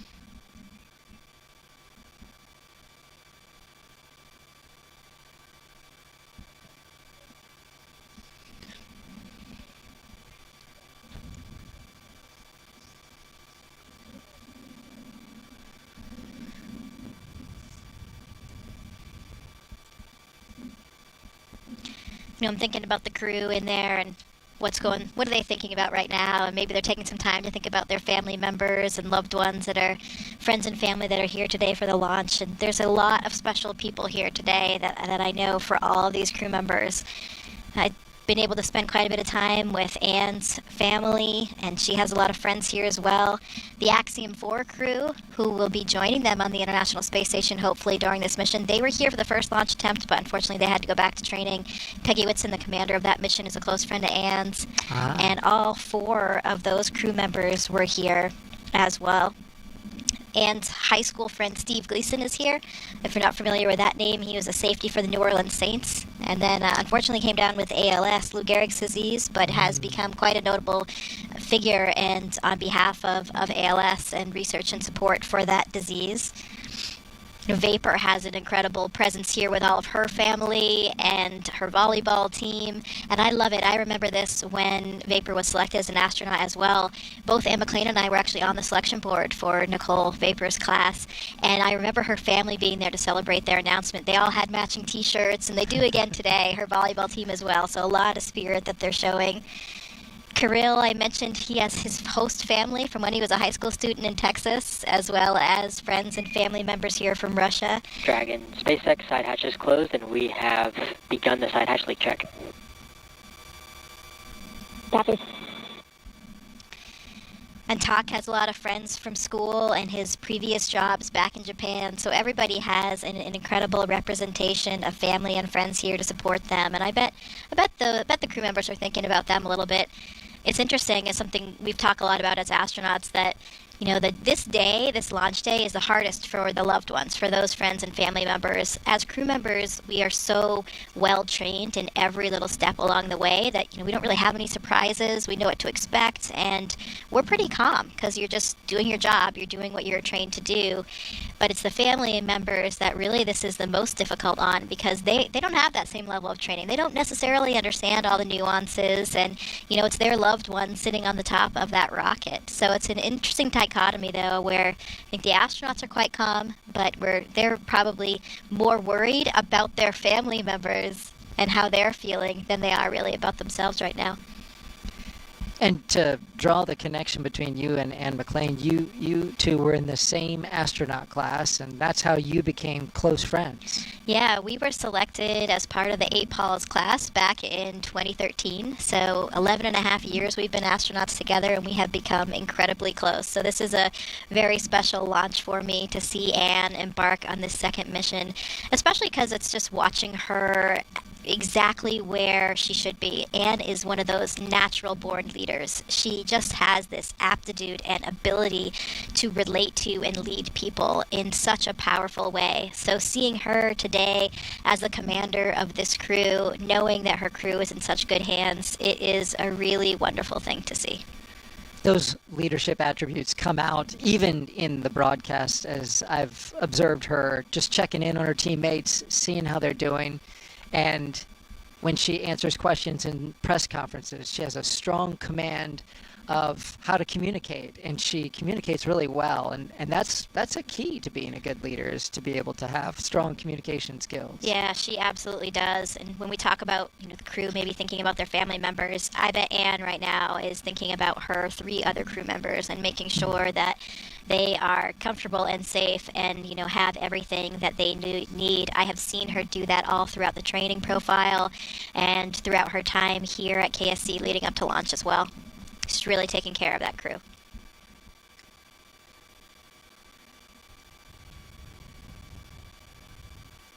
From inside the capsule to outside of it, there at the press site, see the countdown clock, a historic site. It's on the National Historic Register, in fact, with the flagpole blowing and the nice breeze going. Weather conditions for liftoff today, they're fabulous. There's your forecast. We are 95% go. Winds are coming 7 to 12 miles per hour out of the south-southwest. Temperature is a mild and comfy 70 degrees. The only concern for that 5% resides in the cumulus cloud rule, and that's because we have a little more moisture in the air than we did 2 days ago. But really, as you can see outside, Not a lot of cumulus clouds. You've got those high stratus clouds, but there you see some off in the distance over top of the ocean, but those seem to be pretty thin. Not expecting a lot of moisture in those, so that all bodes well. There's a beautiful shot. The sky is open and clear for this liftoff right now. It's green, of course. We'll be looking again at the weather, as in fact even more closely as we get closer to launch. Dragon SpaceX, comm check. SpaceX Dragon, loud and clear. Core, loud and clear. Tidris comm check complete. Stand by for comm checks with DC, MD, and LD in the launch configuration.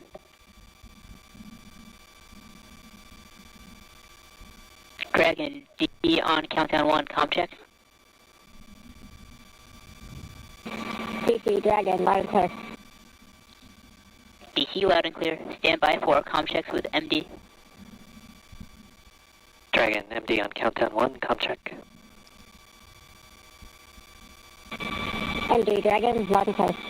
MD loud and clear. Stand by for comm check over Dragon to ground.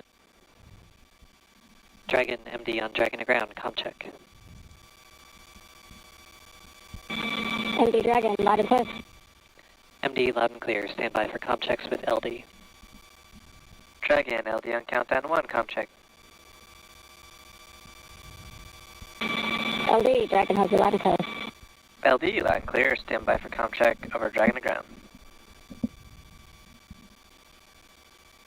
Dragon, LD on Dragon to ground, comm check. LD Dragon, loud and clear. LD loud and clear.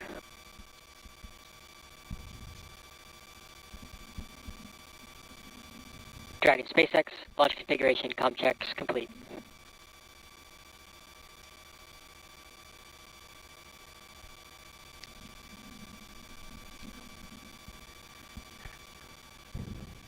All right, with the communication checks complete, that's a good milestone that we are passing now. Able to communicate with the crew both on the ground and through the air. We're now T-minus 2 hours and 9 minutes from launch. The ISS is an incredible orbiting lab and, of course, Crew 10's final destination. Here's a closer look now at how we're getting help here on Earth from all of that revolutionary science research being done up in low Earth orbit. The International Space Station isn't just a symbol. It's a powerhouse of cutting-edge science, constantly revealing secrets that defy Earth's limitations and drive us farther into the cosmos. Our mission is research and science. We have experiments mounted on the outside of the station that are looking at Earth. We study our own bodies and how they react to space, to weightlessness, to radiation, and that helps not only us go on further in future missions, but also helps for medical research back home. And then we study lots of different things as well, like materials, combustion, all sorts of things that help us understand life back on Earth. Yeah!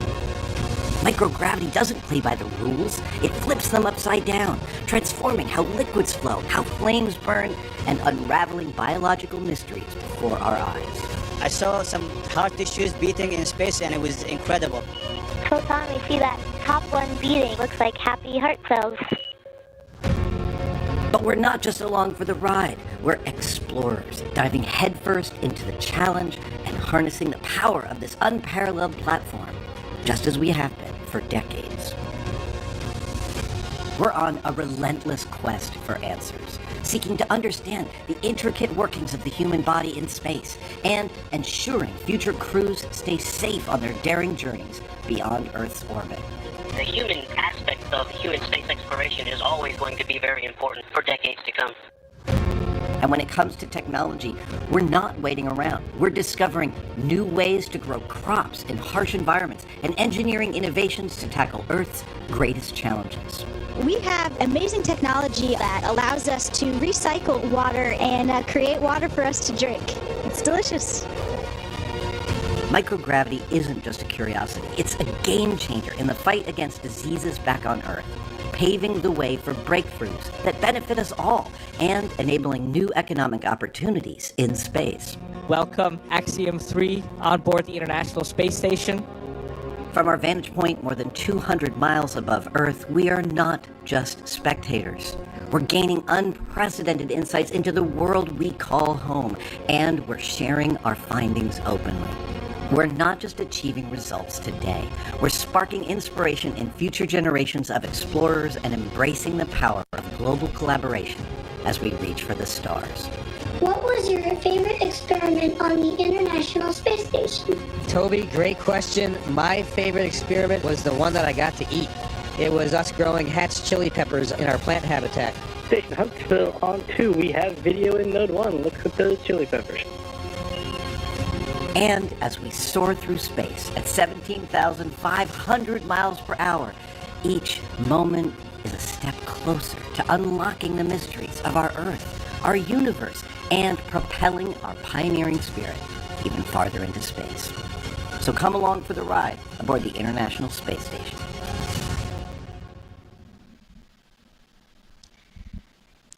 Seeing that video brings a lot of fond memories of my mission. We didn't grow peppers, but we actually grew Mizuna lettuce during my mission, and that was something that I very much enjoyed because you had something green and growing that you were taking care of.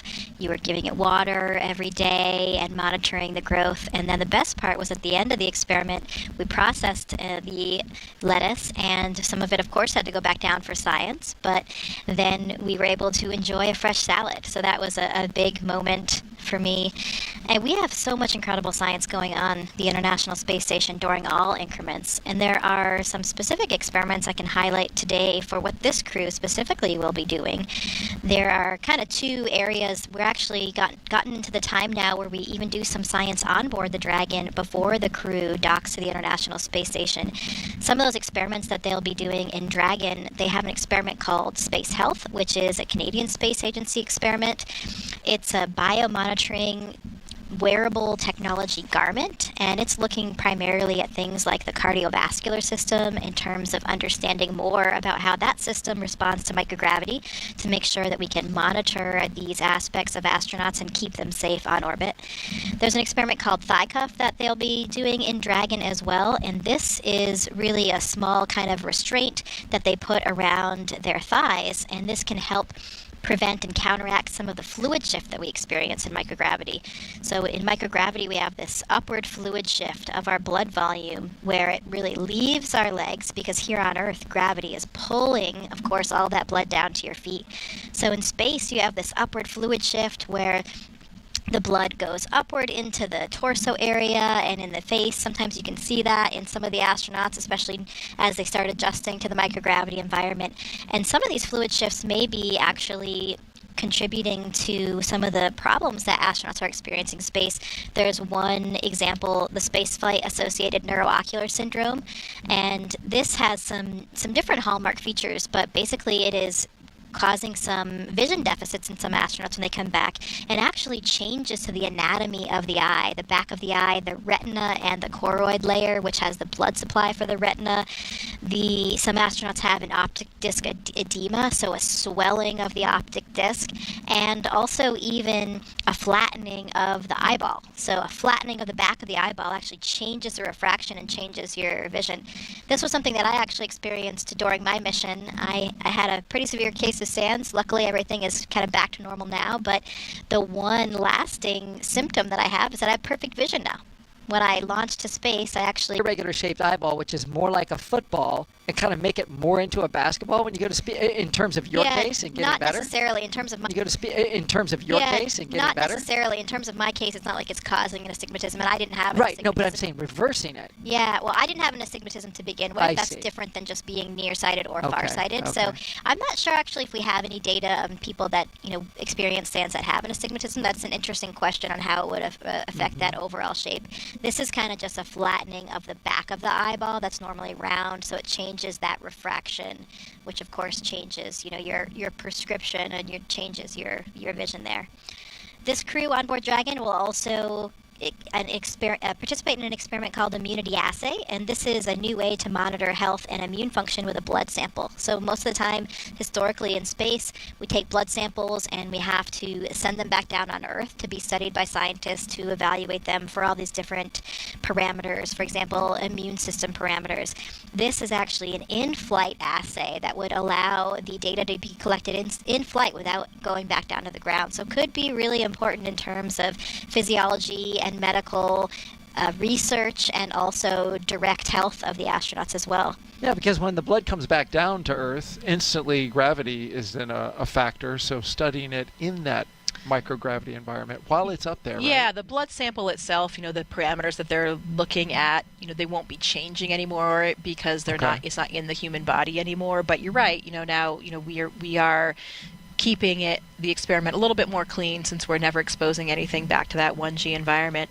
When the crew is on the space station, a few of the experiments they'll be participating in, one is the CIPHER study, which is a really large, comprehensive physiological study that has been kicked off in recent years here at NASA, and it's really a multidisciplinary study looking at both physiology and psychological components, and it's comparing different duration missions as well, and will be really important for that comprehensive physiology. For example, applications to SANS, like we talked about. There's an experiment called Drain Brain 2.0 that's really looking at blood flow between the heart and the brain in space and how that changes with microgravity. It involves a special neck collar that the astronauts will wear. And there are some particular flammability experiments, combustion experiments, one called Sophie Mist that the astronauts will be participating in. This is something that we do quite frequently, combustion experiments in space, because if you think about it, of course, even flames burn differently when we don't have this natural air motion and convection caused by gravity.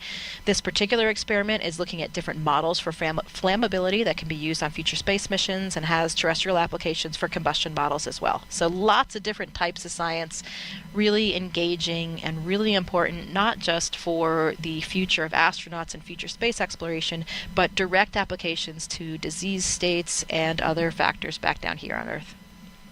The burning stuff in space sounds like fun. It is fun. Don't worry. It's very well contained. Oh, you're just not taking a match. We have, yeah, definitely. We have a special facility where it's a very contained environment in a glove box where we do these types of experiments, so we can make sure that we keep the astronauts in the space station safe. Well, that's important. We are at T-minus 1 hour and 59 minutes and counting from liftoff of the Falcon 9 rocket and Endurance Dragon spacecraft from Launchpad 39A here at the Kennedy Space Center. Crew 10, as you can see here, currently inside Dragon. So far, Crew 10 has completed their comm checks to make sure they can communicate with the teams here on the ground. Their seats have rotated from their upright to their reclined launch position, which allows them to see and access their display panels. They have also completed their suit leak checks to make sure that their spacesuits are working properly. We also heard verification that we have a good side hatch leak check, so that's good.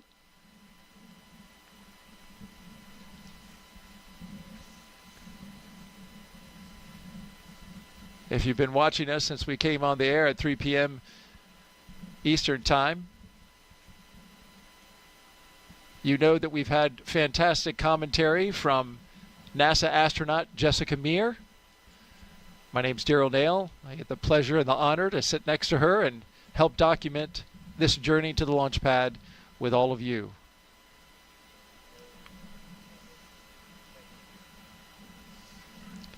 Let's go over the crew so you have a sense of a little bit about the folks who are inside the capsule today.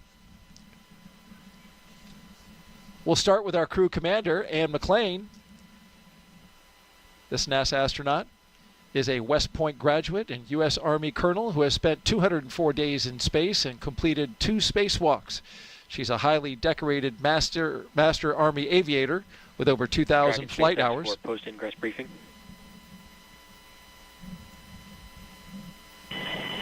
SpaceX Dragon, go ahead. Good news. At this time, we are tracking no issues with Dragon or Falcon proceeding with launch today at this time. So I have no updates for you, but we'll continue to keep you up to date if anything happens. Otherwise, the closeout team is performing their final steps in the White Room before they depart the pad. How copy? SpaceX Dragon, copy, no issues. Great work to the team.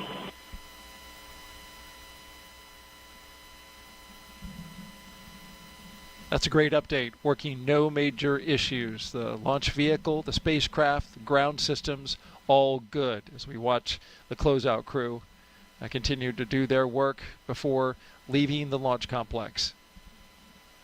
And just to wrap up on Ann, she's a former rugby player and a pretty good one from what I hear. She got the nickname Animal. Yeah, she is pretty tough. We talked earlier about her need for speed, and I think that leads into the story we told on Wednesday that I have to retell about how she has a particular inclination to operate vehicles in complex situations. And this one goes back to high school, where she apparently ordered a pizza so large it could not be transported in the car.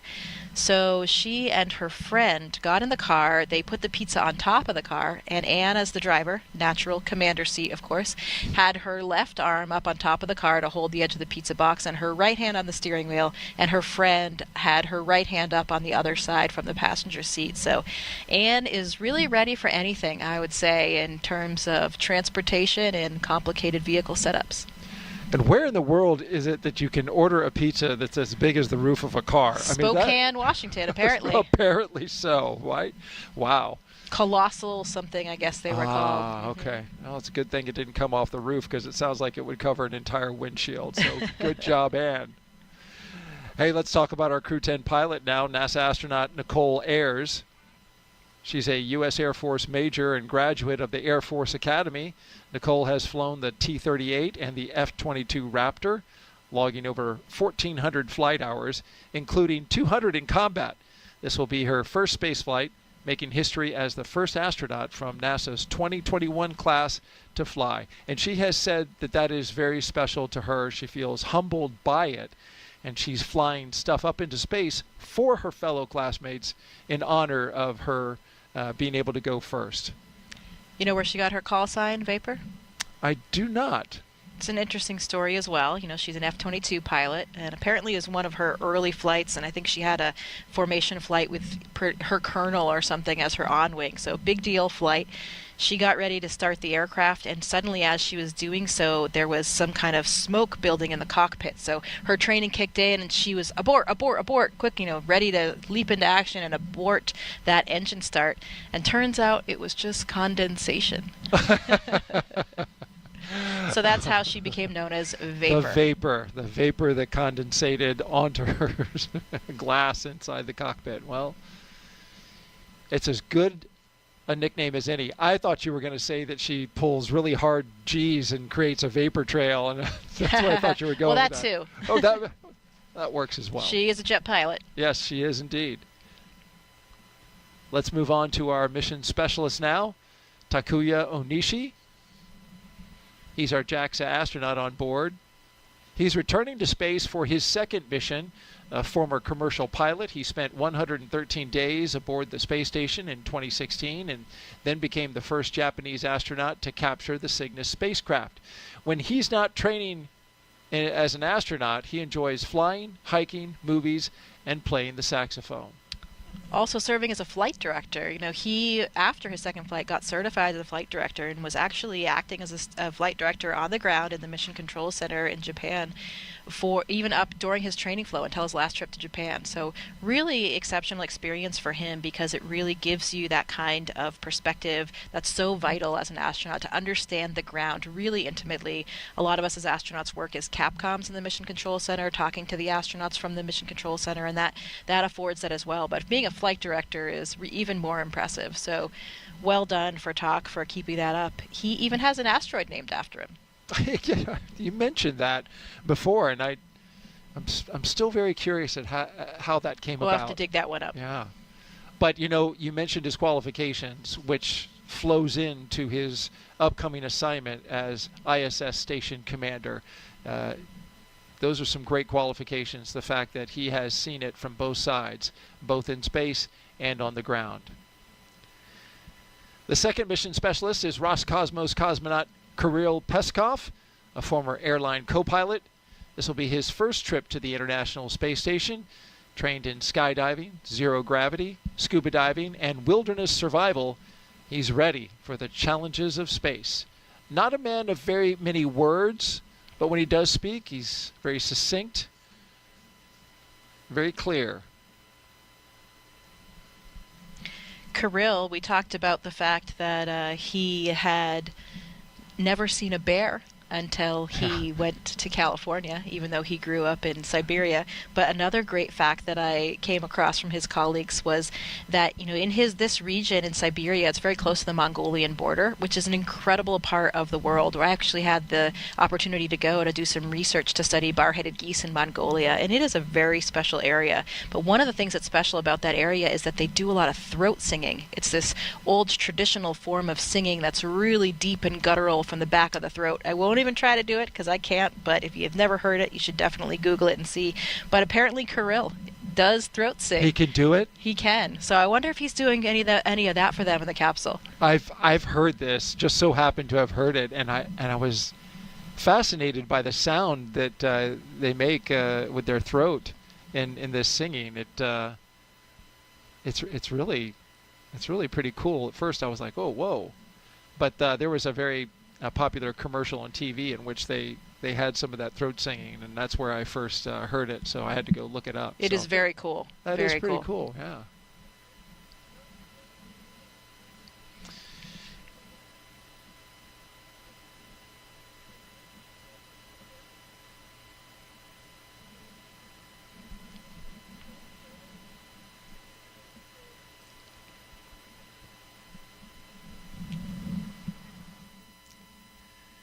We are T-minus 1 hour and 49 minutes until the liftoff of NASA's SpaceX Crew 10 mission. We have 3 astronauts and 1 cosmonaut inside of Dragon Endurance atop a Falcon 9 rocket. They're at launchpad 39A. They are headed to the International Space Station to help maintain the orbiting lab. Once on board the International Space Station, Crew 10 will become members very briefly of Expedition 72 for a few days. And there you see the members they'll be joining, Crew 9. And then they will become part of Expedition 73. They will conduct research to understand material flammability, contributing to the future spacecraft design, and study how spaceflight affects human physiology and psychology. And that's their patch. Yeah, this is an interesting one, Daryl. The Expedition 73 patch was designed to honor the science and scientists that make space exploration possible. And if you look at some of the elements on the patch here, the number 73 is a prime number and a binary palindrome. There's a good one for Pi Day for all the NASA geeks watching today. And that's represented at the base of the patch. 73 is also a star number, represented by the hexagonal shape of the patch, accented by white stars, and symbolize the crew's dedication to space exploration. The grid lines illustrate our earthly perspective from the cosmos, and finally the ISS, the International Space Station, symbolizing humanity's continued collaboration across space and time. Those grid lines to me look like something out of an 80s video game. Yeah, or the Matrix. I believe Johnny Kim was the mastermind behind this mission. I believe we talked about it on Wednesday, but the way that we start a new expedition on board the International Space Station, it actually rotates not with the Dragon flights, but with the Soyuz flights. So Expedition 73 will begin on April 8th with the launch of that Soyuz mission. Sergei Ryzhikov, Alexei Zubritsky, and NASA astronaut Johnny Kim for his first flight.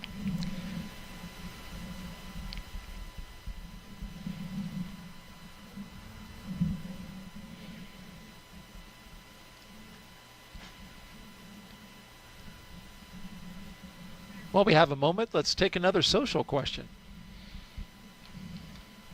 Let's see. Landon Davidson asks, how long does it take to readjust to gravity on Earth once you return? Well, Landon, like all things physiology related, there is a bit of individual variation, so different humans experience it a little bit differently.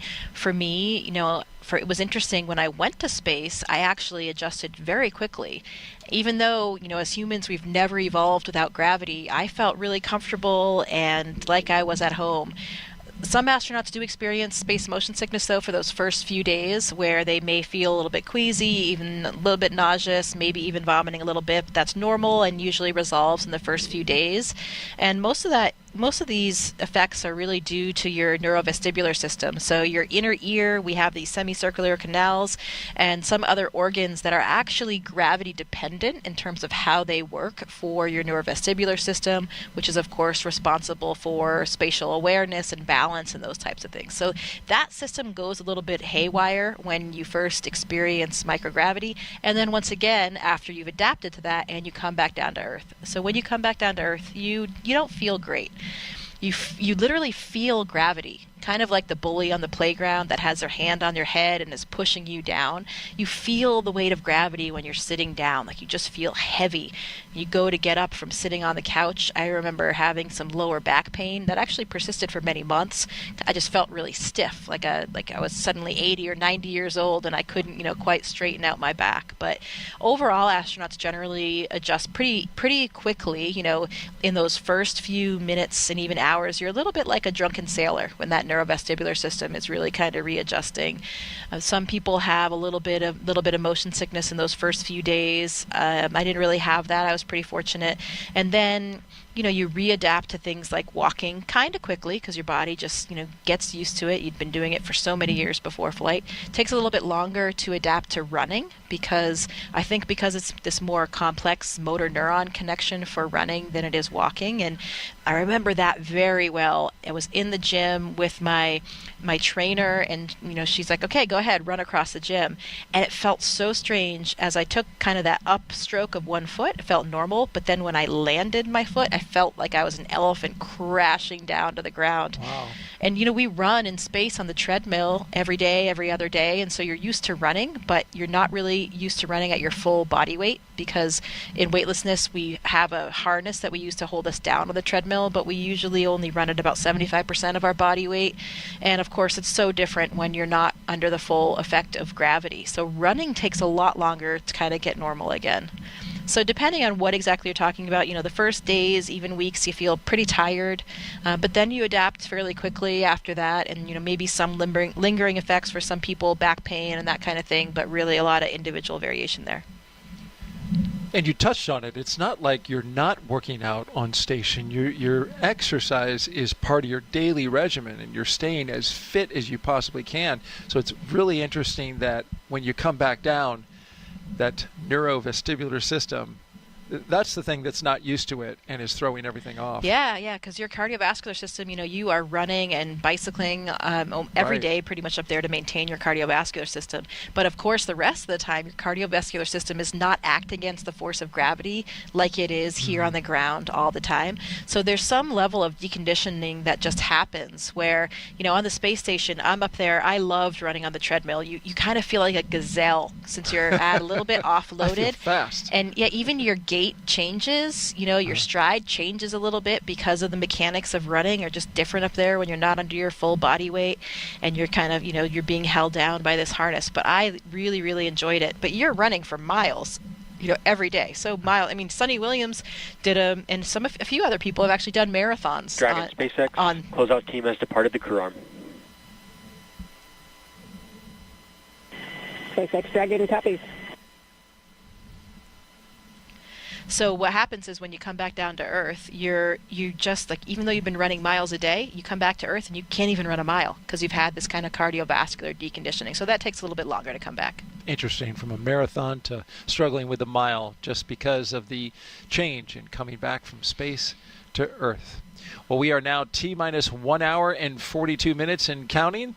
Let's take you now inside Mission Control in Houston, where flight controllers are constantly monitoring the International Space Station and the people living on board. NASA's Gary Jordan is there. Good afternoon, Gary. Good afternoon, Daryl and Jessica. Thank you. This is Mission Control Houston, and we're in the International Space Station's flight control room here at NASA's Johnson Space Center in Houston, Texas. The team continues to prepare for launch, led by Flight Director T.J. Creamer. Today we'll be, of course, launching the 10th rotational crew mission to the International Space Station under the agency's Commercial Crew Program. Following Crew 10's arrival, the space station will have a total of 11 crew members aboard for just a few days. 4 of those 11 crew members include the Crew 9 cadre, with NASA astronauts Nick Hague, Butch Wilmore, and Sonny Williams, alongside Roscosmos cosmonaut Alexander Gorbanov. During the next few days, Crew 10 will go over handover procedures with the off-going Crew 9, including a safety briefing and orientation. Then the new crew will jump right in to help advance scientific knowledge and demonstrate new technologies. After a few days of handover activities, the members of Crew 9 will prepare for their undocking and return to Earth. Direct handovers between crews allow for continuity of the activities and helps to ensure a continuous U.S. presence on the space station, which is now at 24 years and counting. Ahead of Crew 9's return, NASA astronaut Sonny Williams turned over command of the space station to Roscosmos cosmonaut Alexei Ovchinin. In just a few weeks, NASA astronaut Johnny Kim and Roscosmos cosmonauts Sergei Ryzhikov and Alexei Zubritsky will join the on-orbit crew. Shortly after the departure of the Soyuz MS-26, with NASA astronaut Don Pettit coming home, will mark the commencement of Expedition 73, led by the new commander, JAXA astronaut Takuya Onishi. All of this, of course, coming up after today's launch. We continue with the countdown, and with under 2 hours before launch, we'll send it back to Kennedy. Daryl?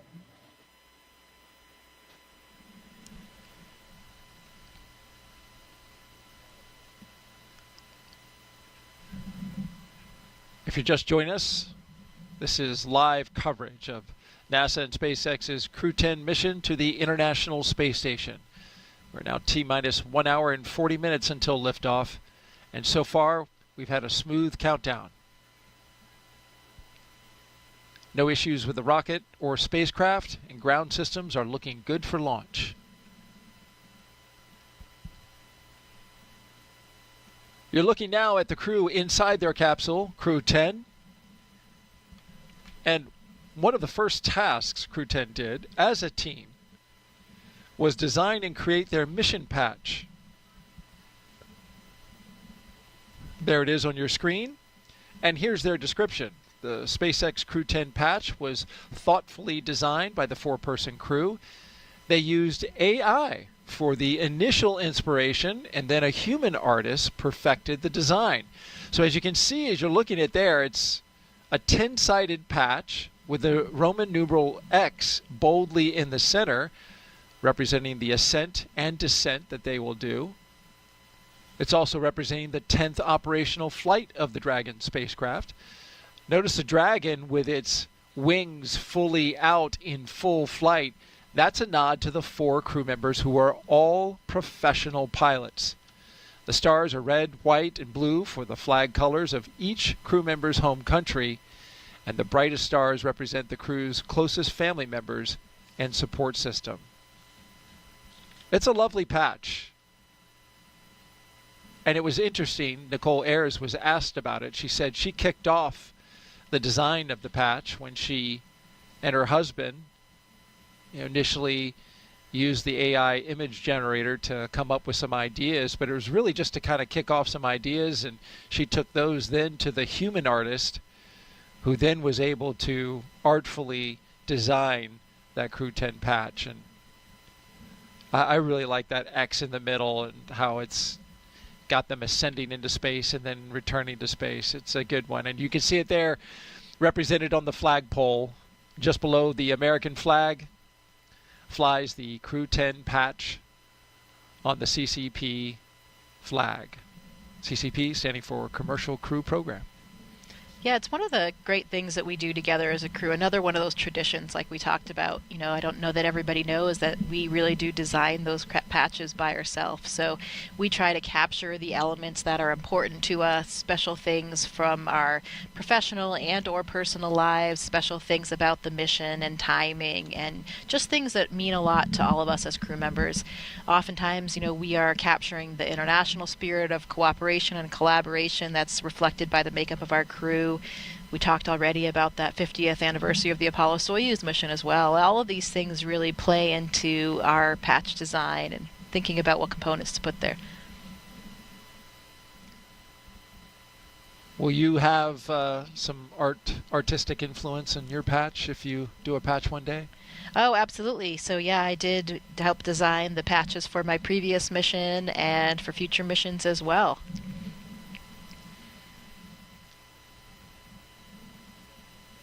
Crew 10 is also allowed to have some personal items, as you well know, Jessica Meir, astronaut with NASA, joined us here on the broadcast.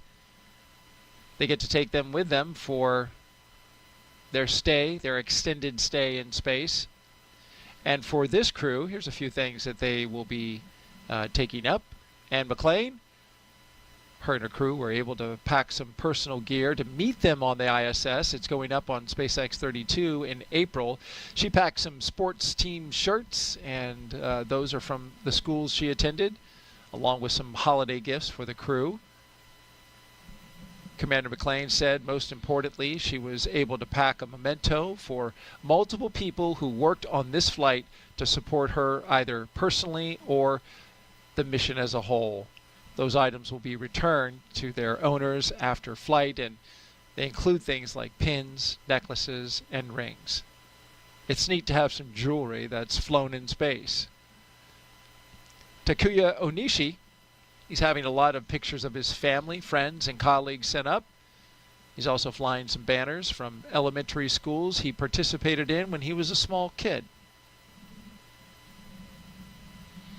Yeah, it's always fun to bring a few of those personal affects from home. You know, one of the things as astronauts that's so important to us is being able to share this mission. You know, and this is not just for us as individuals or even just for us as a crew. This is really a mission for everybody.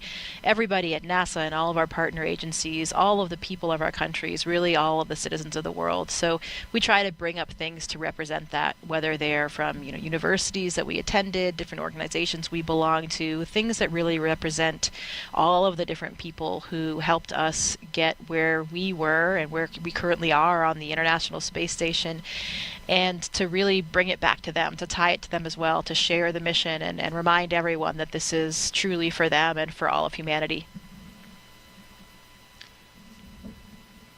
And just add a note about Nicole.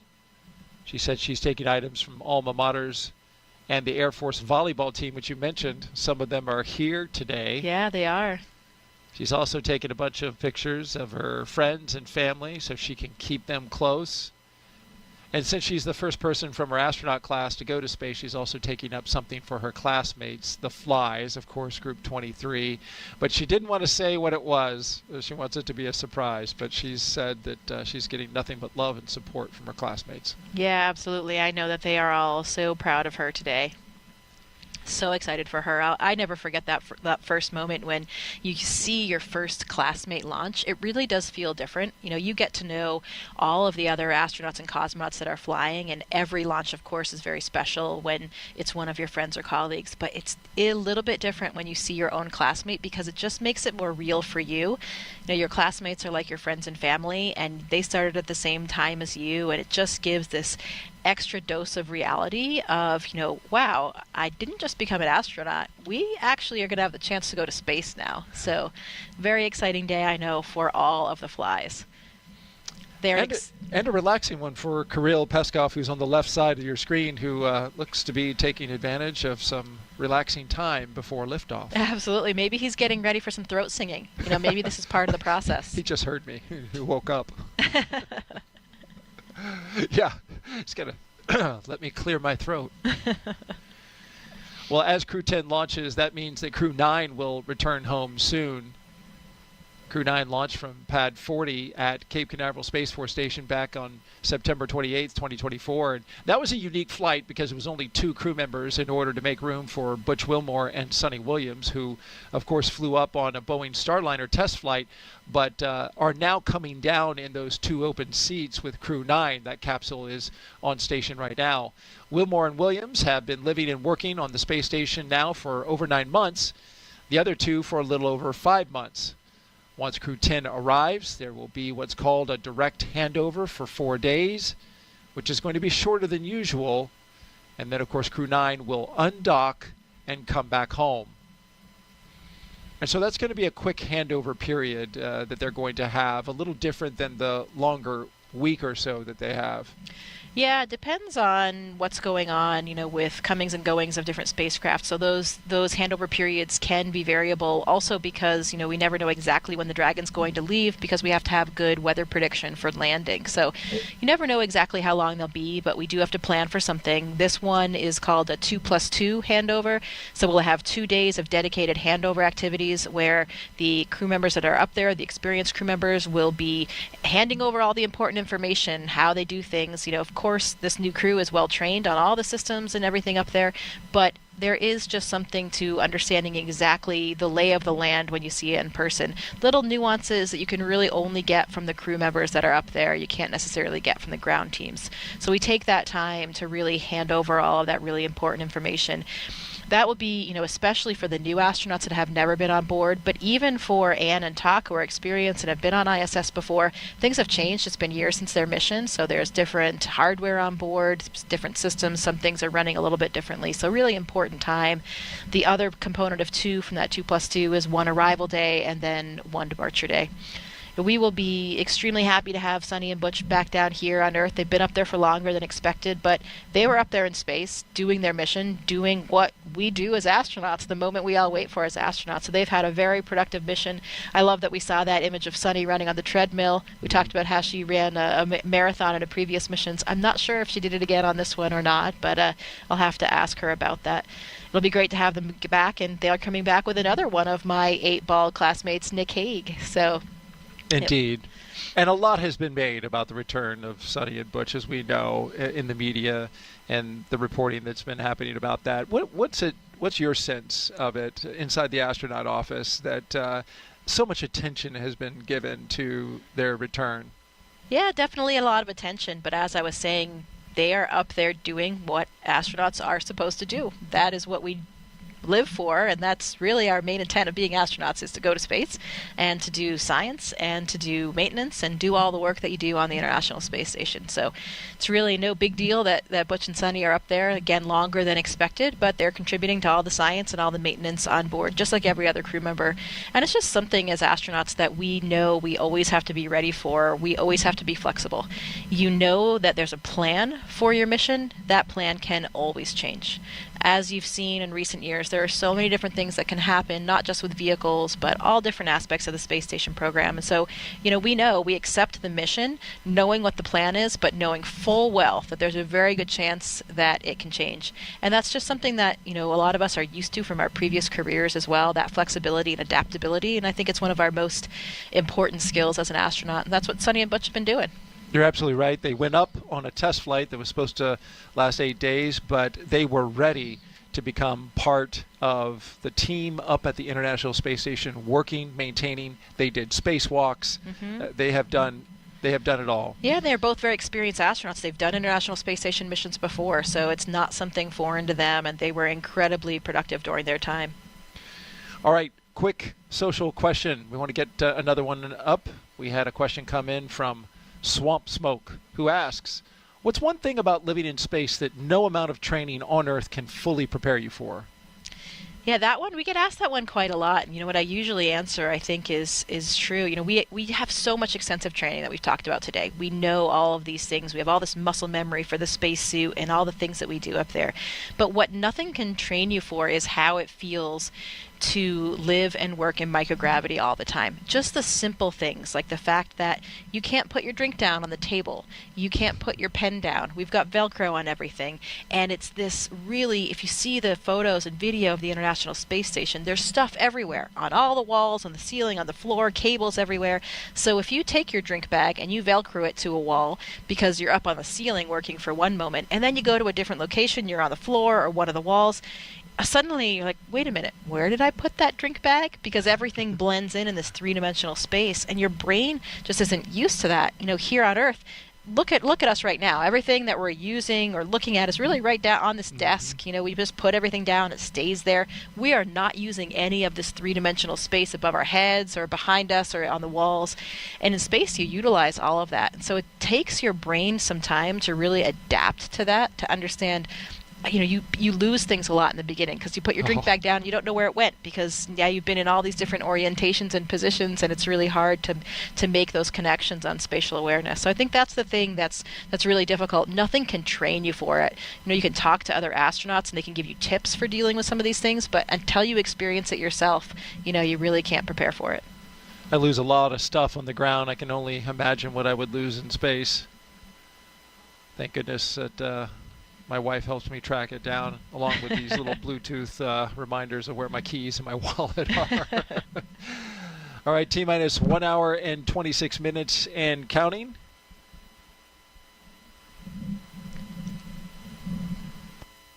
Crew 10 getting ready for their mission to the International Space Station, and there you see them from left to right. We have Roscosmos cosmonaut and mission specialist Kirill Peskov. To his left, our right, the pilot, Nicole Ayers. To her left, going to the right, is the commander, Anne McLean. And then to the far right on the screen, mission specialist and JAXA astronaut Takuya Onishi.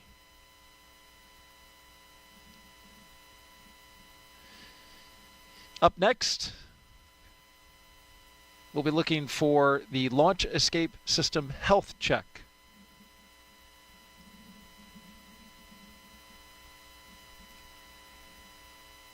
It's been a beautiful day so far here on the Space Coast ahead of liftoff.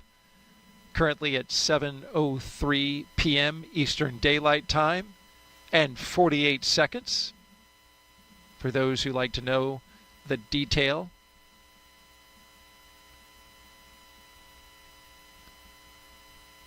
Our journey today began at astronaut crew quarters at T-minus 4 hours when the astronauts began suiting up after a good weather brief, some breakfast, and health checks.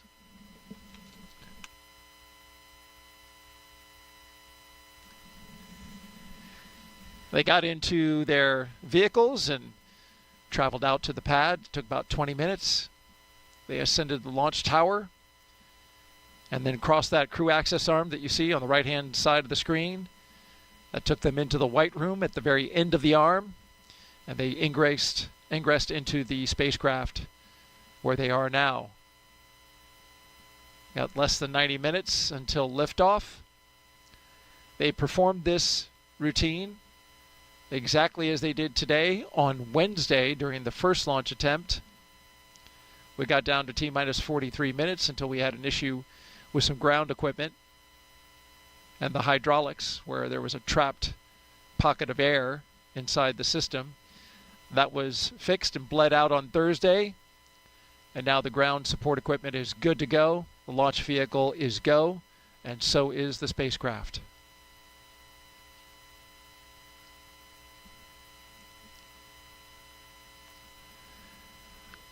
More recently, the umbilicals, you can see those attached. They're across the back of the rocket, actually, and into the transporter erector.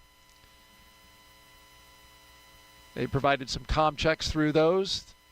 We did some suit leak checks for the astronauts inside the capsule. We also did some comm checks, completed those. And the closeout team closed and sealed the hatch right after they got a leak check of its own inside the capsule to make sure that nothing would leak out. There you see it there. And that side leak hatch check is good.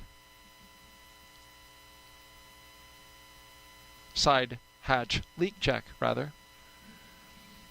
Also a final check for FOD, which is foreign object debris.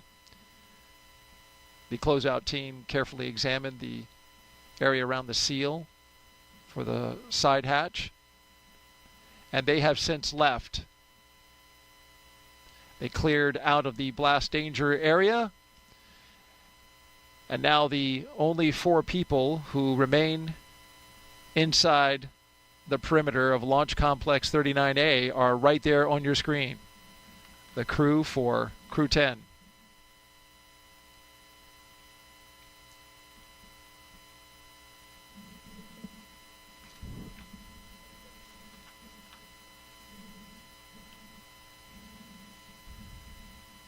This Dragon Endurance spacecraft is a special one for NASA. Well, it's also special to Jessica, as you noted so well, and talking about the name of Endurance and a historic ship that helped Shackleton cross the Antarctic.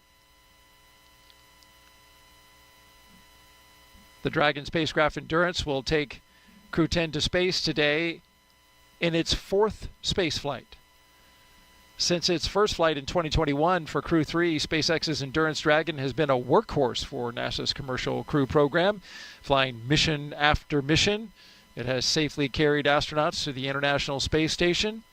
With Crew 7, Endurance proved its reliability yet again, marking its 3rd journey to orbit. In all, Endurance has flown 10 astronauts and 2 cosmonauts to and from the International Space Station. And it's supported international crews from NASA, ESA, JAXA, and Roscosmos.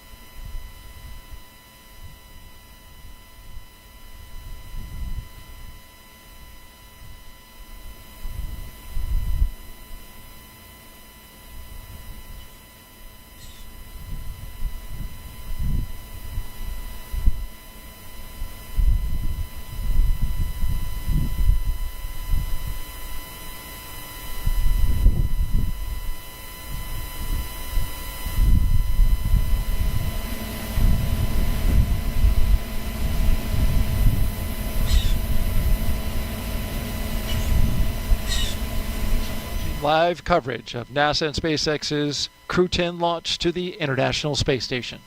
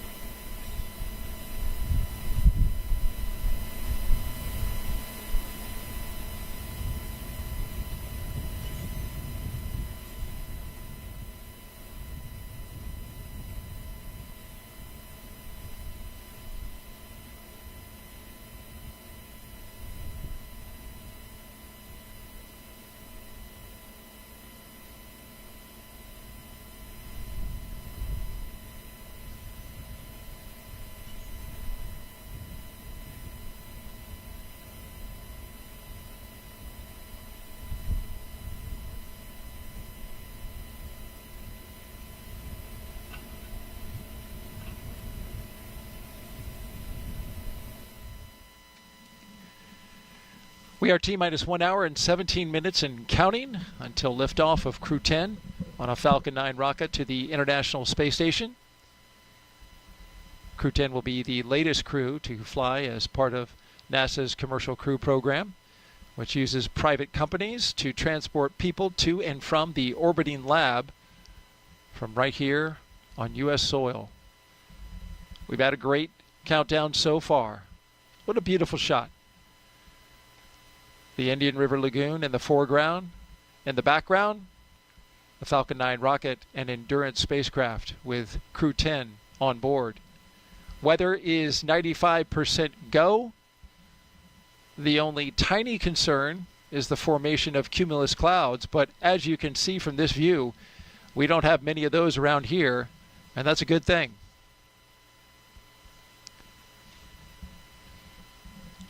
Excitement is starting to pick up as we get closer and closer to liftoff, and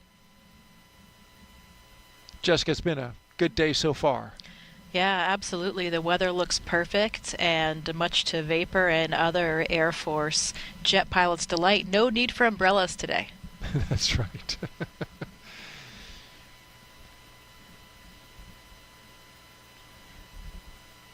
Crew getting comfortable, getting closer and closer. They're getting excited.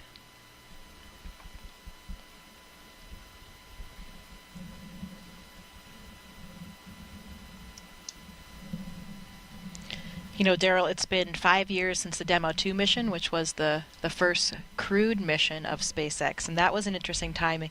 That was actually just after I left the ISS. I left in April of 2020, and Demo 2 occurred in May. And since then, we've had 11 crewed flights. This will be the 11th crewed flight. So this will be the 10th rotational flight for crew members after that Demo 2 flight. So pretty impressive that all of that has happened in that 5-year period. And another fun fact, the Demo 1 mission, which was of course the mission without a crew for that very first test of the Dragon and docking to the space station, that was when Anne McClain was on board for her first mission in 2019. So she played a very crucial role of getting in Dragon and doing all of those checkouts after that vehicle had docked to the space station. So pretty cool full circle story here of Anne being up there for that first uncrewed mission, and now in Crew 10, the 11th crewed mission in the last 5 years. So pretty impressive. How about that? She saw the first Dragon come up, and now she's on board the 11th. And for you too, right there at the beginning, you know, we're on our 10th operational mission, as you mentioned, and now when you look back, you think about just being right there at the beginning of the Commercial Crew Program when that Dragon docked at the ISS. It was really exciting for, the entire country was so thrilled to have the ability to fly to space from American soil again. Yeah, it was really wonderful to resume that aptitude to send rockets and with crew members on board from American soil again from here in Florida, and of course still trading off regularly with our Russian counterparts with Soyuz flights. So we're still continuing to fly American astronauts on the Soyuz, and as you see, we have a Russian cosmonaut on the Dragon today. So really nice that we maintain this spirit of international cooperation on board the International Space Station.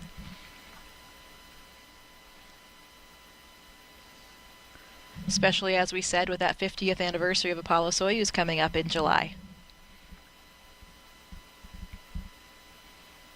Another spectacular view. I think it's going to be a very beautiful launch day for all the people on the ground here in Florida.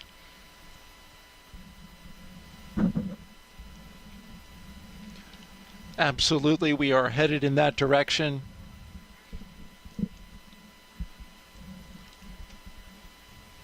And hopefully so with the weather, because the weather gets a little iffy once we get into the weekend. So this is a prime opportunity to go.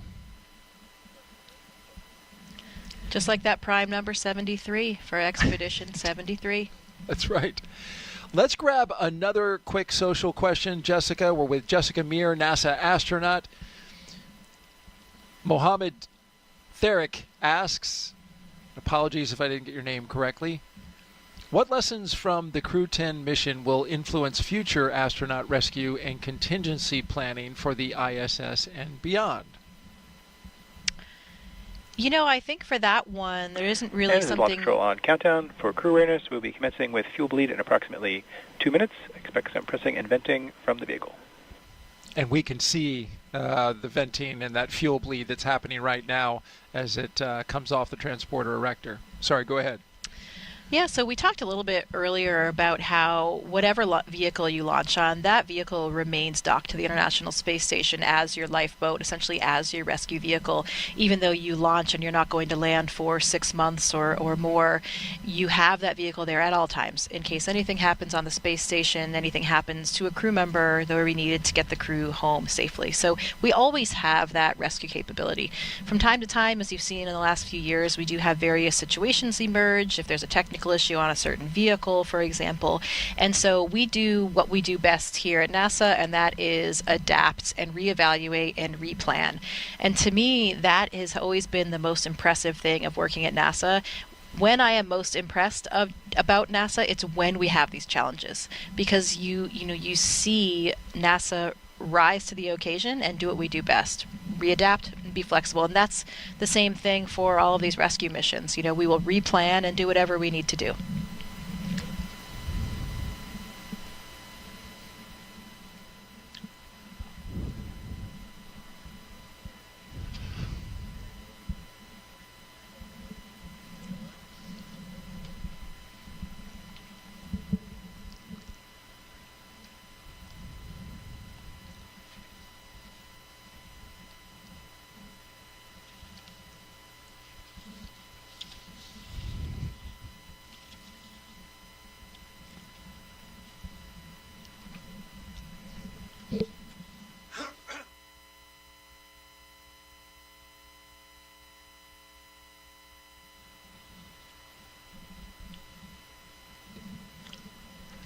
Good afternoon. You're watching live launch coverage of NASA and SpaceX's 10th rotational flight to the International Space Station.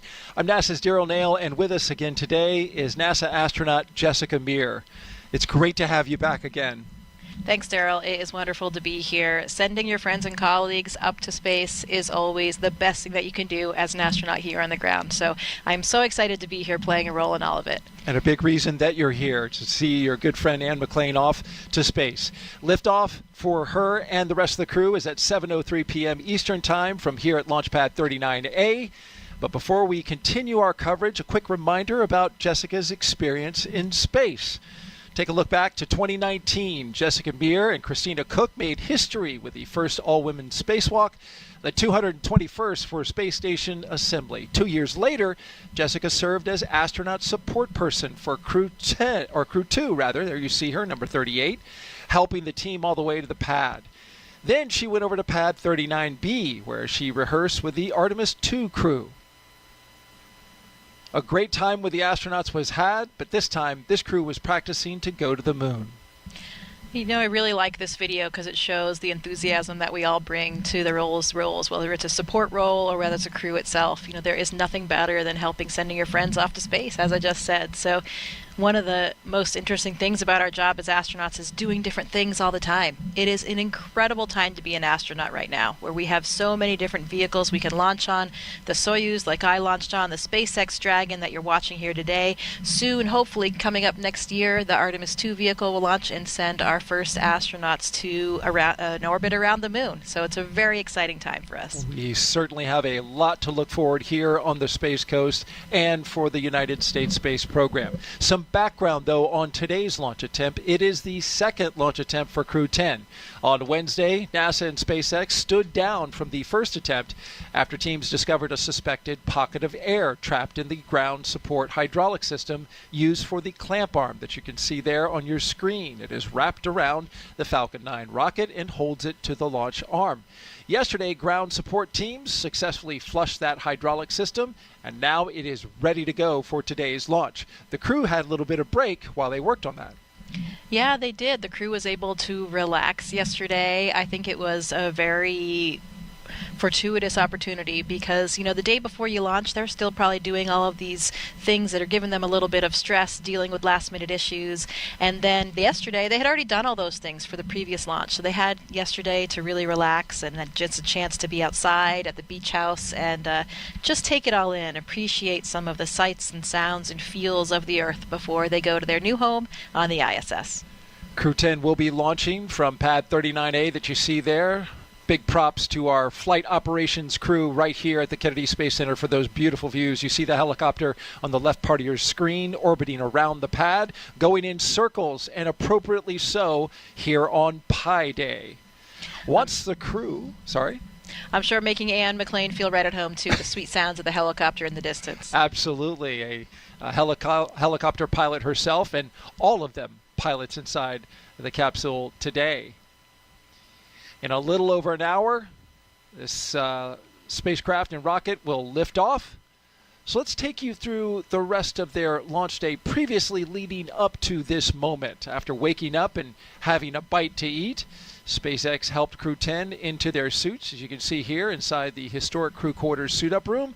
They also played a card game, a tradition to use to get their bad luck out of there, losing for the commander and the chief winning. Then we saw them walk out, Crew 10, waving, taking the same footsteps as every NASA astronaut since Apollo 7 in 1968, walking out, greeting the crowd, getting into their vehicles, and then joining a security escorted caravan for a 20-minute ride to Launchpad 39A. And then there they are, looking up and looking out as they walk down the crew access arm into their spacecraft on top of the rocket, and now they are locked and loaded inside the spacecraft.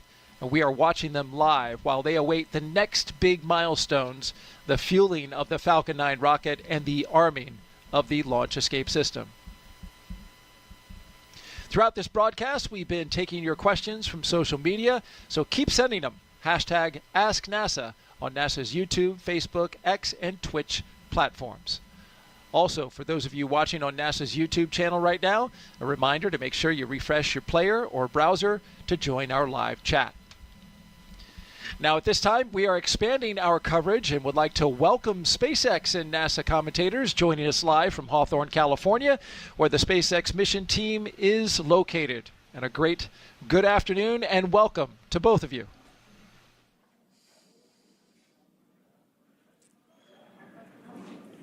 Thanks, Daryl. I'm Jesse Anderson, a Senior Production Engineering Manager here at SpaceX. And I'm Anna Schneider with NASA Communications. We are excited to be joining you once again from Mission Control here in Hawthorne as we count down to liftoff of Crew 10 just over an hour from now. Of course, Crew 10 is our 10th operational mission with SpaceX, flying astronauts for long-duration missions to the International Space Station. Crew 10 will have 2 first-time flyers on board, as well as a veteran NASA astronaut and a veteran Japan Aerospace Exploration Agency, or JAXA astronaut. And the multinational crew represents 3 different space agencies, with NASA, JAXA, and Roscosmos all represented. Today's crew will fly aboard the Dragon spacecraft named Endurance, which previously flew the Crew 3, Crew 5, and Crew 7 missions. Overall, this will be Dragon's 46th visit to the space station and its 14th human spaceflight mission to the orbiting lab, which includes NASA's Commercial Crew Program missions and private astronaut missions with Axiom Space. We're also celebrating the 23rd anniversary of the founding of SpaceX today on March 14th, which also is Pi Day, a celebration of the mathematical constant pi. Now, over the last 3+ hours, Crew 10 has been going through the detailed process of getting ready for their mission to the International Space Station. So let's go ahead and take a moment to introduce you to the crew. In the commander's seat is NASA astronaut Anne McLean. She's making her second trip to low Earth orbit. The Spokane, Washington native and U.S. Army colonel was selected by NASA as an astronaut in 2013 and has spent a total of 204 days in space, completing 2 spacewalks totaling 13 hours and 8 minutes outside of the orbiting laboratory. Next to McLean in the pilot seat is Nicole Ayers, who was selected as a NASA astronaut in 2021. The Colorado native graduated from the Air Force Academy in Colorado Springs and is a major in the U.S. Air Force, and this will be the first spaceflight for Ayers. Serving as a mission specialist is JAXA astronaut Takuya Onishi, and today's flight will mark Onishi's second trip to the space station. He was selected as an astronaut by JAXA in 2009 and has logged 113 days in space previously. To round it all out, the final mission specialist is Roscosmos cosmonaut Kirill Peskov, and he was selected as a cosmonaut in 2018 and will also be making his first spaceflight today. Once on board the International Space Station, Crew 10 will briefly become members of Expedition 72 and then Expedition 73 in April. They will conduct space station maintenance and scientific research to understand material flammability, contributing to future spacecraft design and study how spaceflight affects human physiology and psychology. The crew will also engage with students worldwide via ham radio and use its existing hardware with newly integrated software to test a backup lunar navigation solution. To date, SpaceX has flown 56 crew members to space since the Demo 2 mission in May of 2020, which was almost 5 years ago. Coming up here at T-minus 45 minutes, we'll be listening in for the team to report their readiness for propellant load with a final go, no-go poll. And so far, today continues to be a smooth countdown, and we're looking good for an on-time liftoff at 7:03 p.m. Eastern Time from Launch Complex 39A in Florida. Now, here on the ground, the teams will be staffed around the clock in mission control just behind us to monitor Dragon and the mission, and not just for today, but throughout the entire mission, from liftoff to the Crew 10's arrival at the space station, all the way through splashdown when the astronauts return back home. And on console or headset in mission control, which you can see there on your screen, there are 6 key positions. The mission director is in charge of the room and tasked with making real-time decisions to ensure mission success. The person that you may hear talking to the astronauts is the crew operations and resources engineer. You'll hear us refer to them as the core throughout the broadcast. And there are 4 additional team members focused on vehicle systems, including avionics, navigation and control, software, propulsion, life support, and communication with ground support teams. Now, apart from mission control, our Falcon 9 team... Dragon SpaceX, cycling orbit tank isolation valves to equalize low flow pressure. Additionally, I can give you a go to step into Section 5. When ready, report go for launch.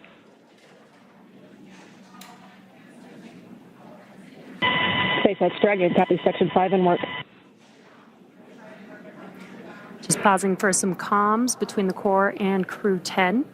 Now, apart from mission control, our Falcon 9 team is currently located in the Launch and Landing Control Center at Hangar X. And we are now less than an hour until launch, and they are settling in for final checkouts, propellant loading, and getting ready for launch itself.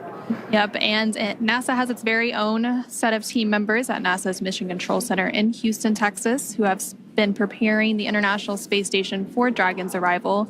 The teams in Mission Control Houston recently gave their go for launch, confirming that the station is ready to receive Dragon and the new crew. Following liftoff, today's flight to the space station will take about 28 hours, with Dragon flying autonomously the entire way. Docking is targeted for 11:30 p.m. Eastern, 8:30 p.m. Pacific, tomorrow, March 15th. And just like autopilot on a commercial aircraft, the crew always has the ability to take manual control of the spacecraft if needed.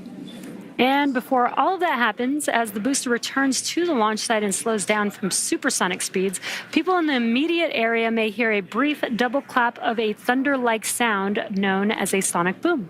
Similar sonic booms like this were heard during the return and landing of the space shuttle, and sonic booms like these are one of the hallmarks of reusable systems like Falcon. Here's what some of these booster returns have looked and sounded like on previous missions. I know a lot of people will be excited when they hear the sonic boom. And these are going to provide quite a show because you're going to hear those sonic booms.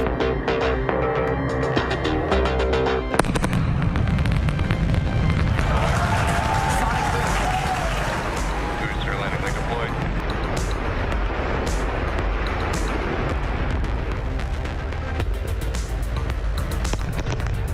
That sonic boom is great for us. That thunderclap broke the sound barrier.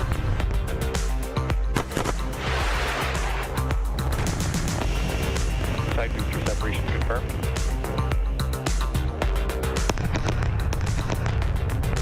Just heard the 2 sonic booms here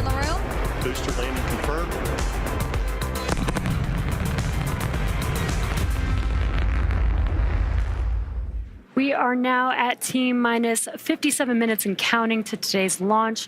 While we wait, let's check in with NASA's Gary Jordan at Johnson Space Center to see how things are shaping up at Mission Control in Houston. Gary, how's it going?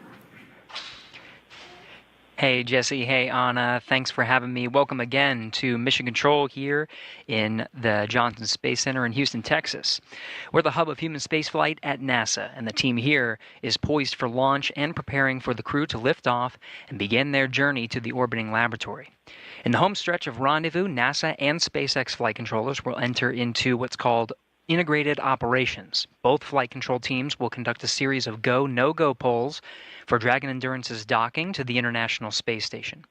Rotation missions like Crew 10 help NASA continue to maximize the important research and technology demonstrations made possible only in the International Space Station's unique microgravity environment. The space station is critical for NASA to prepare for future commercial low Earth orbit destinations and to understand and overcome the challenges of long-duration spaceflight necessary for a long-term presence on the Moon and crewed missions deeper into the solar system, including Mars. Now here's a closer look at the mission and what Crew 10 will have to look forward to during their stay aboard the International Space Station.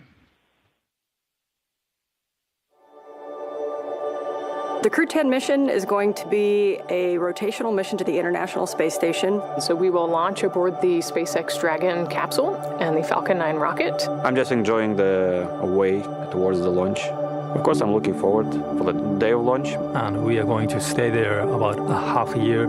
So the first goal of Crew 10 is to continue learning about the Dragon and the Falcon 9 rocket that we're going to be flying on to enable SpaceX to continue their development of rockets and even private astronaut missions in the future. The other mission is to get us safely to the International Space Station so that we can crew this incredible national orbiting laboratory that we have and continue the science experiments that we have ongoing there. One of the unique characteristics of the International Space Station is microgravity. We get to learn how humans and plants and other types of hardware react in the space environment and the microgravity environment. And it helps us to develop all kinds of new materials, medicines, and it helps us to push our knowledge forward. The discoveries that we make on board the International Space Station then inform what we do on Earth, and it allows us to further both humankind here on Earth and get to further places in the universe. So I've often been asked why we explore, and I think it's different for everybody. When people are born,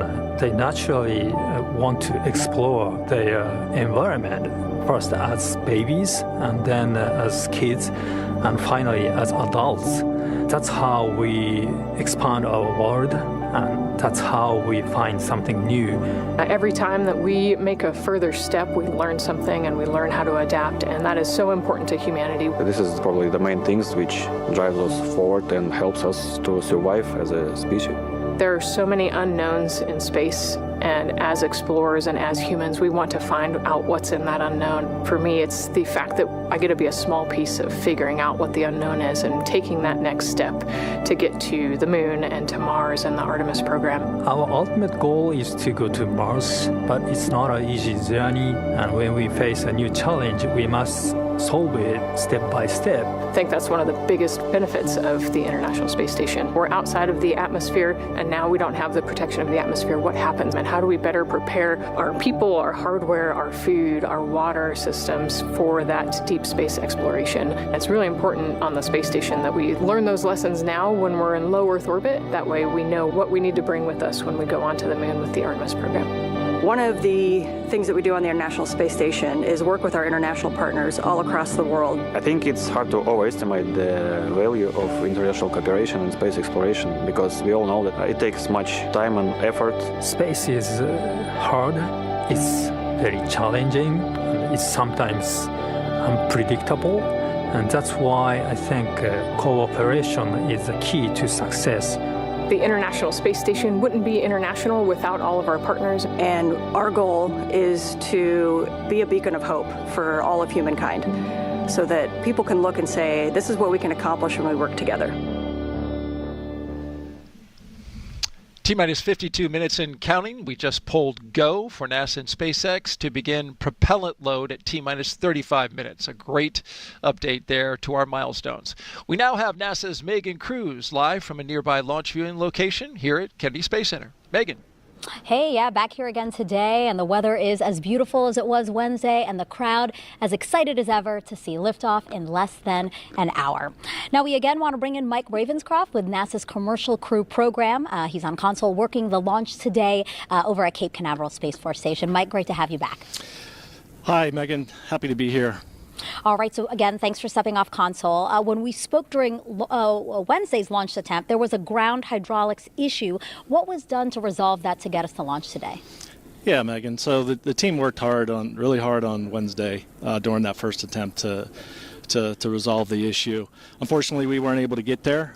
So the teams, the SpaceX and NASA team, met Wednesday evening, Wednesday night, and developed a troubleshooting plan to go ahead and restore this system back to operational.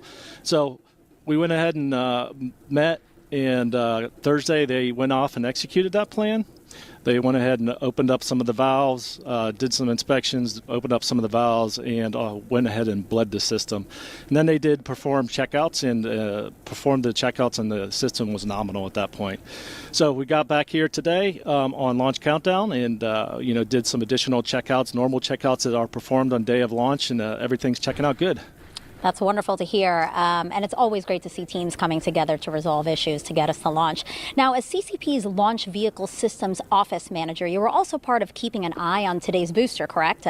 Which is flying for its second time. Yeah, Megan. So we watched that booster from the beginning when it's starting to be built, the whole way through production, the whole way through all the testing that's performed, even before it's getting that first launch, which occurred in December for the Empower E mission. So we track all that, track all the issues that come out from all that in the first flight, and we review all that data.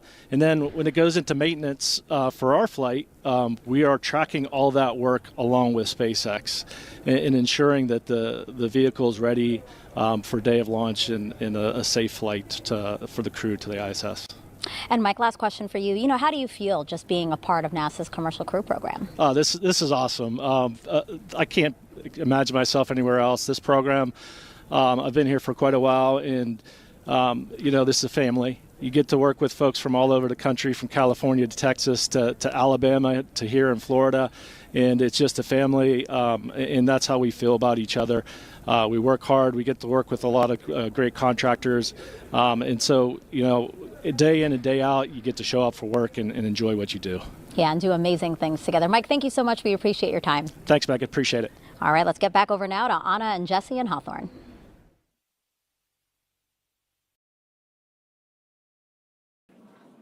Thanks, Megan.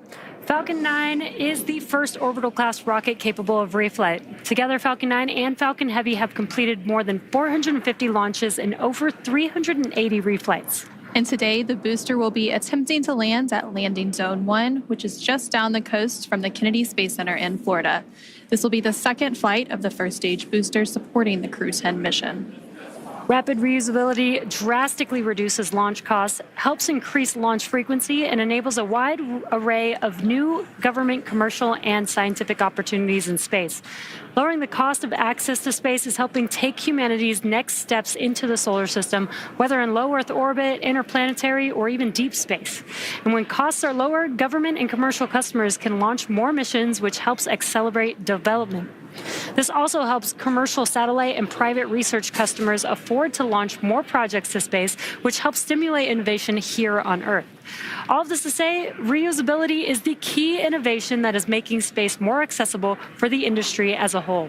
And just like the first stage of Falcon 9, Dragon is also reusable. The reusable Dragon spacecraft has flown people to the International Space Station 13 times. And as we mentioned earlier, today's crew will fly aboard the same Dragon that previously flew the Crew 3, Crew 5, and Crew 7 missions.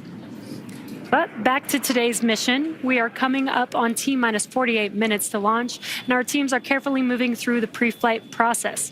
Now, a lot of preparations have brought us to this point, including a dry dress rehearsal, static fire on Sunday, and initial launch attempt on Wednesday.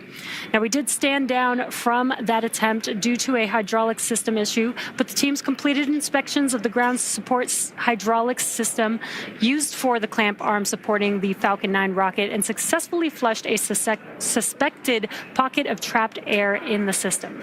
Now, all of that hard work brings us to today's launch, and next up in our The team has pulled go for LES arm, propellant load, and launch.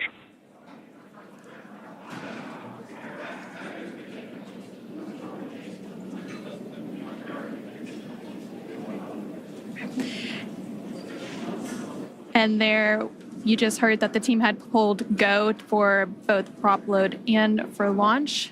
So that was the next step in the countdown that we were waiting for, and that was from the SpaceX launch director, and they were calling up to the crew to let them know that we had received that go to continue with that prop load. And then, as we mentioned earlier, the Dragon launch team, as well as key NASA launch members, are in the Launch and Landing Control Center at SpaceX's Hangar X in Florida. And the launch director will also check in with the Dragon mission director, referred to as the MD, and the NASA launch manager to make sure everyone is on the same page and everyone is ready to move forward. Again, there's a lot of teams and a lot of moving parts to getting a launch off the ground. And so leading up to the final stages of launch today, you will hear various check-ins on that process. So right now, there on your screen, you can see Crew 10. They are on board Dragon, waiting to get the green light to stow the crew arm for the launch and arm the launch escape system. And we did just hear that go, so we should start getting a good view of that access arm moving away from the spacecraft pretty soon. Now, on the range side of things, the range continues to be go for launch, monitoring the clearance area surrounding our launch pad, as well as the air and sea space along the flight corridor. And as you can see in your on the left-hand corner of your screen, the weather is looking great for today's launch. Overall, weather is trending in the right direction, and we currently have less than a 5% chance of violation at our target liftoff time today, which is great. Our teams will continue to keep an eye on the weather, but we'll have a final pre-fueling weather briefing in about 20 seconds from now at the T-minus 45-minute mark. Now, weather is forecasted to be excellent on the Space Coast heading into today's launch opportunity. And again, the current forecast is greater than 95% chance of acceptable conditions at launch. Now, weather along the Atlantic T-minus coast... 45 minutes. Both control rooms go into lockdown and remain in that state until the launch escape system is disarmed. All operators are to remain at their console and maintain a sterile cockpit until MD confirms successful disarming of the launch escape system following orbit insertion or propellant offload in the event of a scrub. For non-urgent no-go conditions, brief the CE or LD and the approval boarding the countdown. Per urgent issues affecting the safety of the operation, operators shall call hold, hold, hold on the countdown net. Launch control will abort the launch auto sequence immediately and proceed in the launch abort auto sequence. At T-minus 10 seconds, launch control will be hands-off, relying on automated abort criteria for the remainder of the count. Operators advise the launch director whether structural breakup or fire is imminent or occurring per Dragon manual escape flight rules. Launch control, you may proceed with arming the crew arm for movement. Crew access arm retraction starting. And that was the launch director performing a briefing with the crew. Sounds like everything is go for launch, and we're going to start seeing that crew access arm moving away from the vehicle here shortly.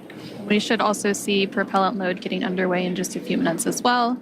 Again, our teams are staffed around the clock in Mission Control here in Hawthorne, Mission Control in Houston, as well as the Launch Control Center to monitor Dragon throughout its entire mission from liftoff all the way to Crew 10's arrival at the space station and then on its return home to Earth. And there you're seeing some great shots of the crew access arm pulling away from Dragon. Clear skies as far as the eye can see. Perfect weather for today's launch. Getting exciting over here.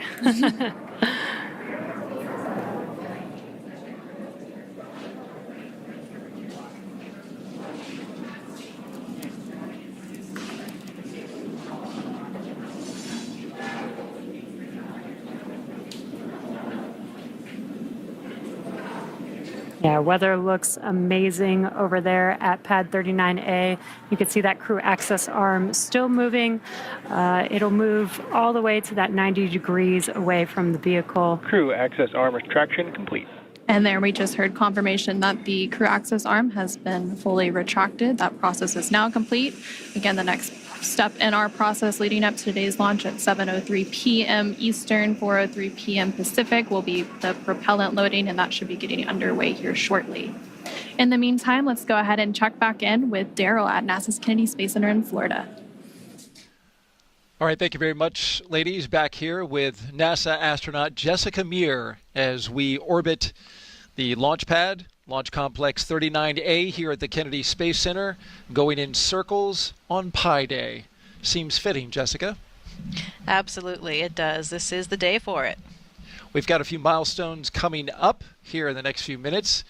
We're going to close our visors at T-minus 39 minutes and then start the process of getting that launch escape system armed. As we just saw, the crew access arm has moved away, so if there were to be an emergency, going through the crew access arm is one option up until the point in which the launch escape system is armed, and then it's off the top of the rocket.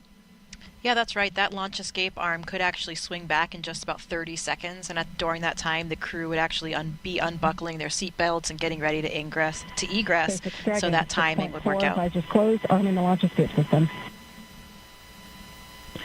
Copy, Dragon. You are go for 6.6 arm launch escape.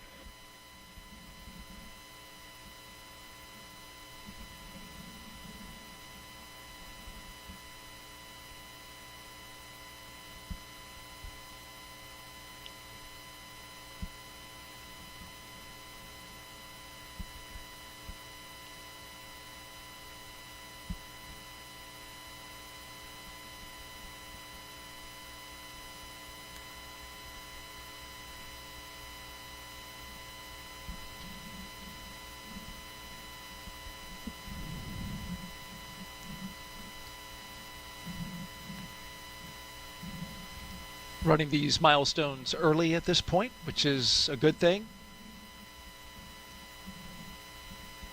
We heard Commander... Launch escape system is verified armed.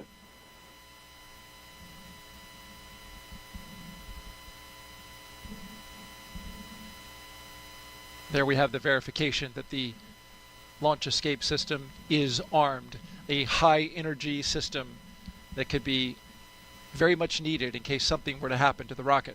Yeah, that's something that the astronauts on board can actually hear. They can hear it being armed. They get this sort of loud thump that they hear. And of course, that launch escape system, it consists of 8 Super Draco thrusters. It's only used for an abort in this case.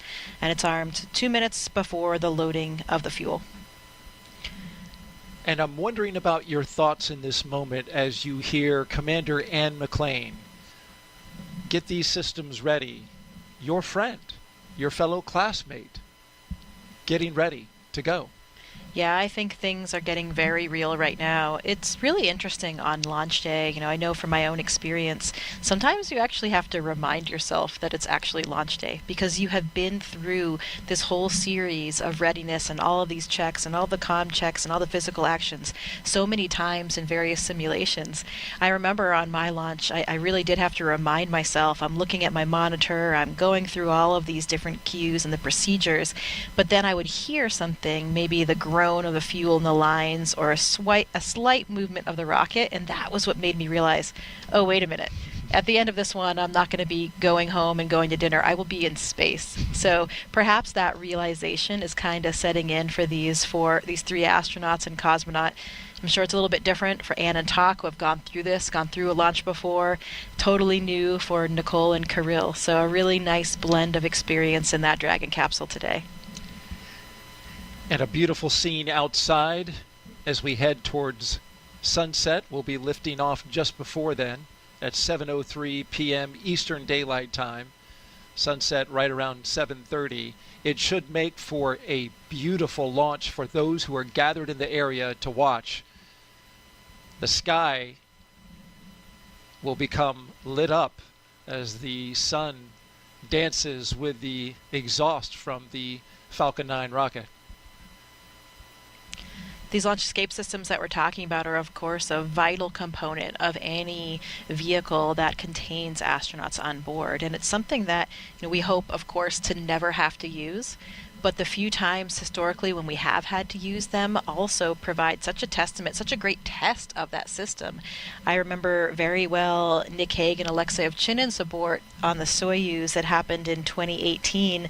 I was in training at the time in Star City, and that abort happened when they were at about 30 miles up, and they ended up going up to about 50 miles and then landing safely due to the very reliable, highly functioning abort system.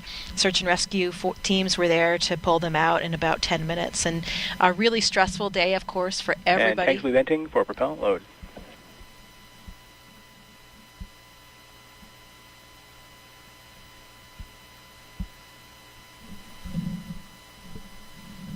That was a stressful day for everybody on board and everybody on the ground, but again, a really nice test to see that these systems are in place for a reason and they do work.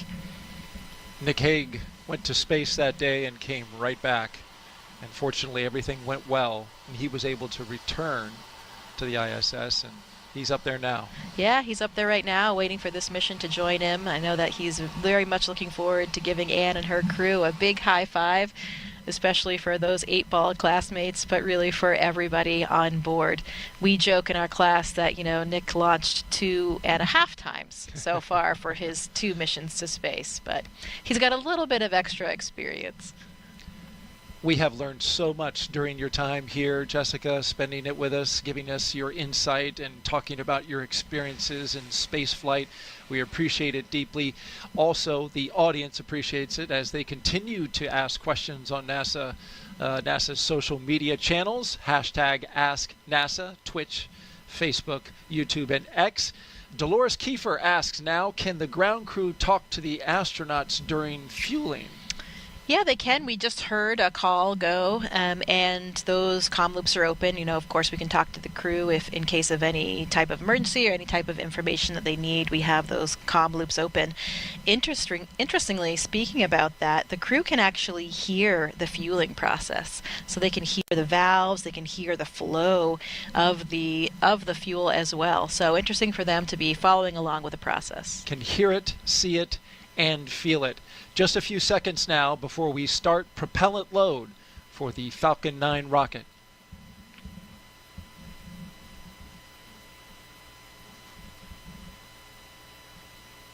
The launch auto sequence has started. And here we go. Tanks are being filled. Prop load is underway. A very dynamic time for the astronauts and the ground crews.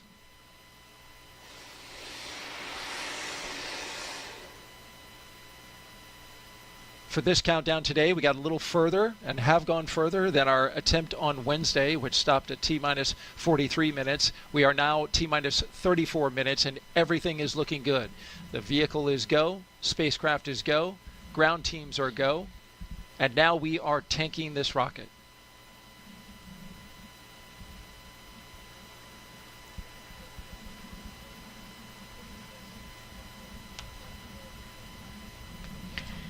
So this crew is hearing those sounds. As we mentioned, they can hear the fuel flowing through the valves and flowing through the pipelines. And this is a rocket-grade kerosene called RP1 and also liquid oxygen. That is the fuel for this powerful Falcon 9 rocket today.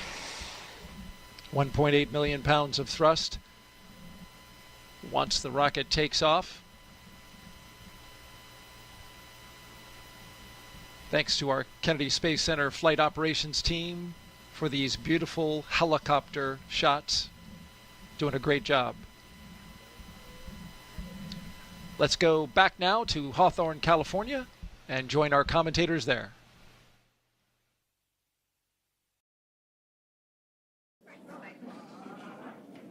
We are at T-minus 33 minutes from launch and getting closer and closer to launching Crew 10 into space. After the long-duration mission is complete, Crew 10 will be the first NASA commercial crew mission to target a return splashdown in the Pacific Ocean. NASA and SpaceX have been working together toward certification and readiness for Dragon recoveries on the West Coast. Since 2019, Dragon recoveries have primarily occurred off the coast of Florida. SpaceX is moving Dragon recovery operations missions to off the coast of California to allow Dragon to complete its deorbit before safely jettisoning the trunk over the Pacific Ocean, comparable to the first 21 Dragon missions. Crew splashdown locations are near Los Angeles, Oceanside, and San Diego. The recovery vessel Shannon will be stationed in Long Beach, California, to support the new operations. And to establish this capability that improves public safety, NASA and SpaceX worked for months establishing new sites, obtaining regulatory approvals, performing engine assignments and software changes, as well as tabletop exercises and flight rule updates. It'll be really exciting to see Crew 10 come home after they're done with their long-duration mission. But Crew 9, who Crew 10 will be handing over once they get docked to the space station, will, of course, still splash down off the coast of Florida in a few days. But back to today's mission, let's go ahead and learn more from the astronauts flying today. You know, I often get asked why we explore.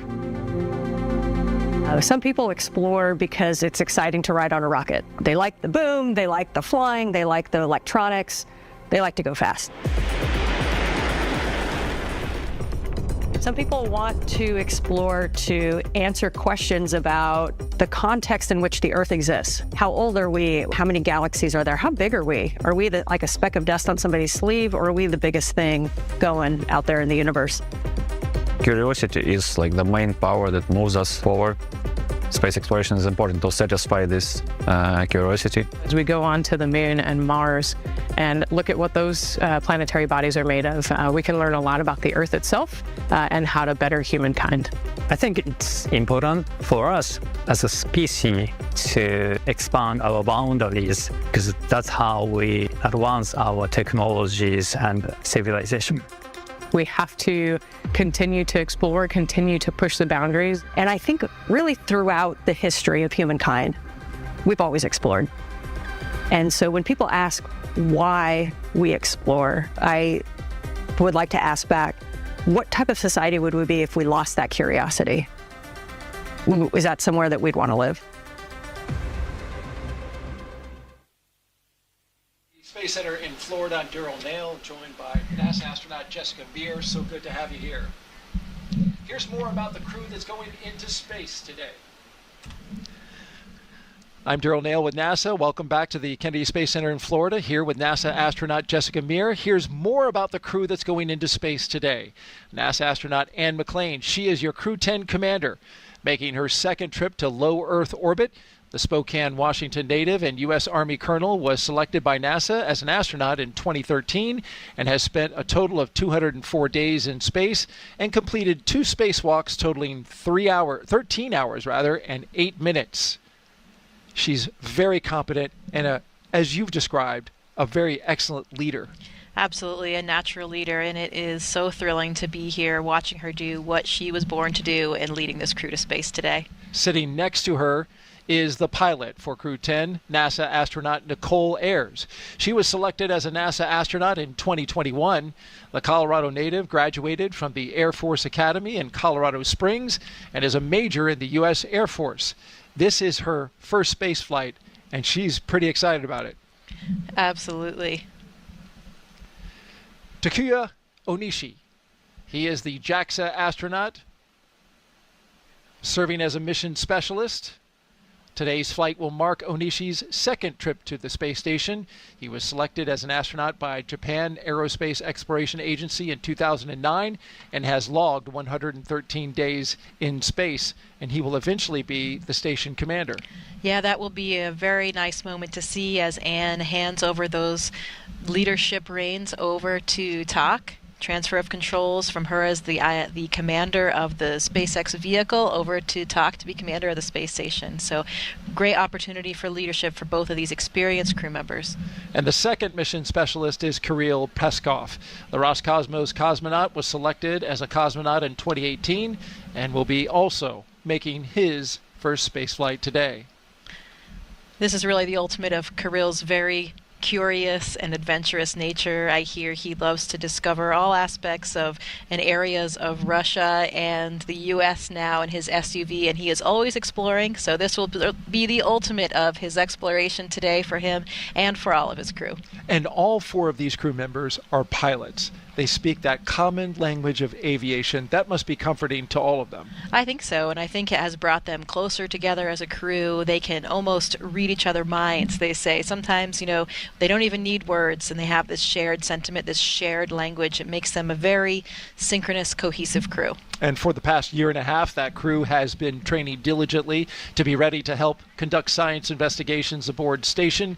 The crew will perform biomedical research and technology demonstrations over the 4-month expedition. Commander Anne McLean is participating in the Canadian Space Agency space experiment involving heart health. This headband is actually connected to sensors throughout my body, and they are collecting real-time data on my heart rate, oxygen saturation, and my respiratory rate. Imagine the day where you go see your doctor because you're concerned about your heart health, and they give you these sensors to wear, and they get this massive, comprehensive look at your cardiovascular health over multiple days doing multiple activities. Another science investigation on board involves tiny materials inspired by our own DNA that could help be used here on Earth with those people who suffer from arthritis in their knees. With me. Let's go back now to Megan Cruz, who is standing by with NASA Acting Administrator Janet Petro. Yeah, that's right. Acting administrator since January. And then, of course, before that, center director here at Kennedy since 2021. And how does it feel to be back here to watch another crewed launch? Oh, my God. I can't, Megan, tell you how excited I am to be here. And I was here the whole week. We had unfortunately had the scrub on Wednesday. But I cannot explain the feeling of coming back home. Oh. I love this center. I love this workforce. I love the mission that we have here at the center. So it was very exciting. In D.C., it's not my normal job jar down here at the Kennedy Space Center being center director where, I had the workforce and the mission. So I'm super excited to be back here and to be able to witness this launch later tonight. Yes, absolutely. Launch is going to happen here shortly. I know we've been talking about this a lot in the broadcast that every single member of Crew 10 is a pilonaut.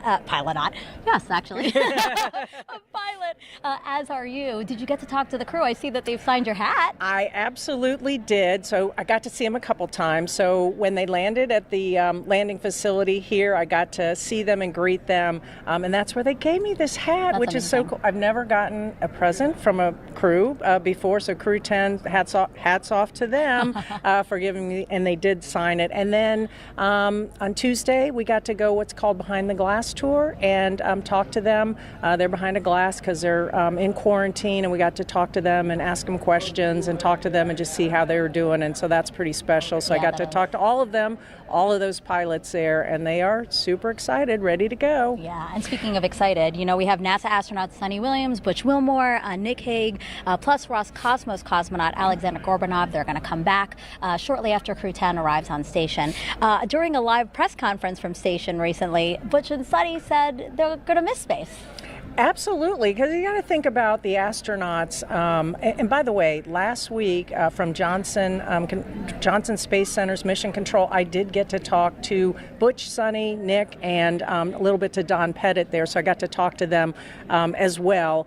But you got to figure they, to be selected and trained and the passion that they have to go to space, for them, it's got to be, this is what they do for a living. Mm-hmm. This is what they're going to do. And in fact, I would bet they might have some mixed emotions for leaving because, every time you get to go to space, which is what all astronauts want to do, you never know. It might be your last time because you might not be selected for another mission or whatever. So I bet they have mixed emotions leaving their colleagues up there at the space station. I'm sure they're anxious to get home and put their feet on Earth and spend time with their family, but I think that they have enjoyed their time in space. When I said Behind the Glass to Butch and Sunny a while ago, I asked them, and they had told me that they hope they get to stay a little bit longer than 8 days in space. That was at their Behind the Glass. Now, I don't know if they meant to stay as long as they got to, but I know that they are a valued member of this expedition crew, and they've done amazing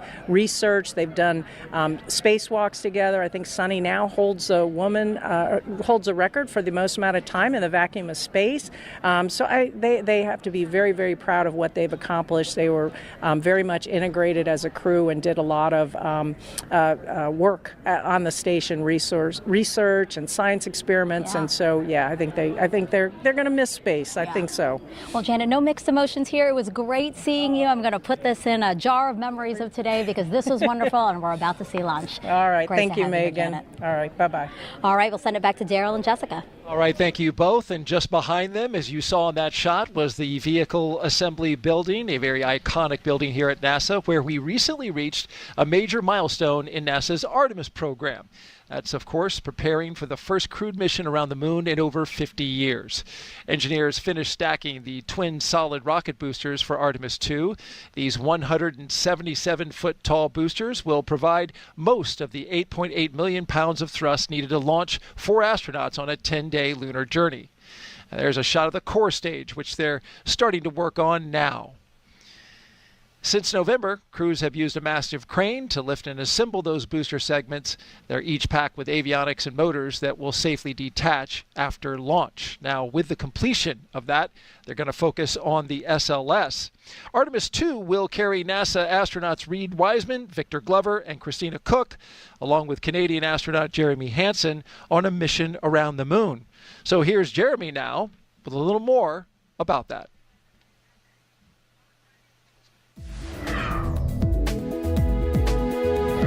Hey everyone, I'm Canadian Space Agency astronaut Colonel Jeremy Hansen, mission specialist for the Artemis 2 mission.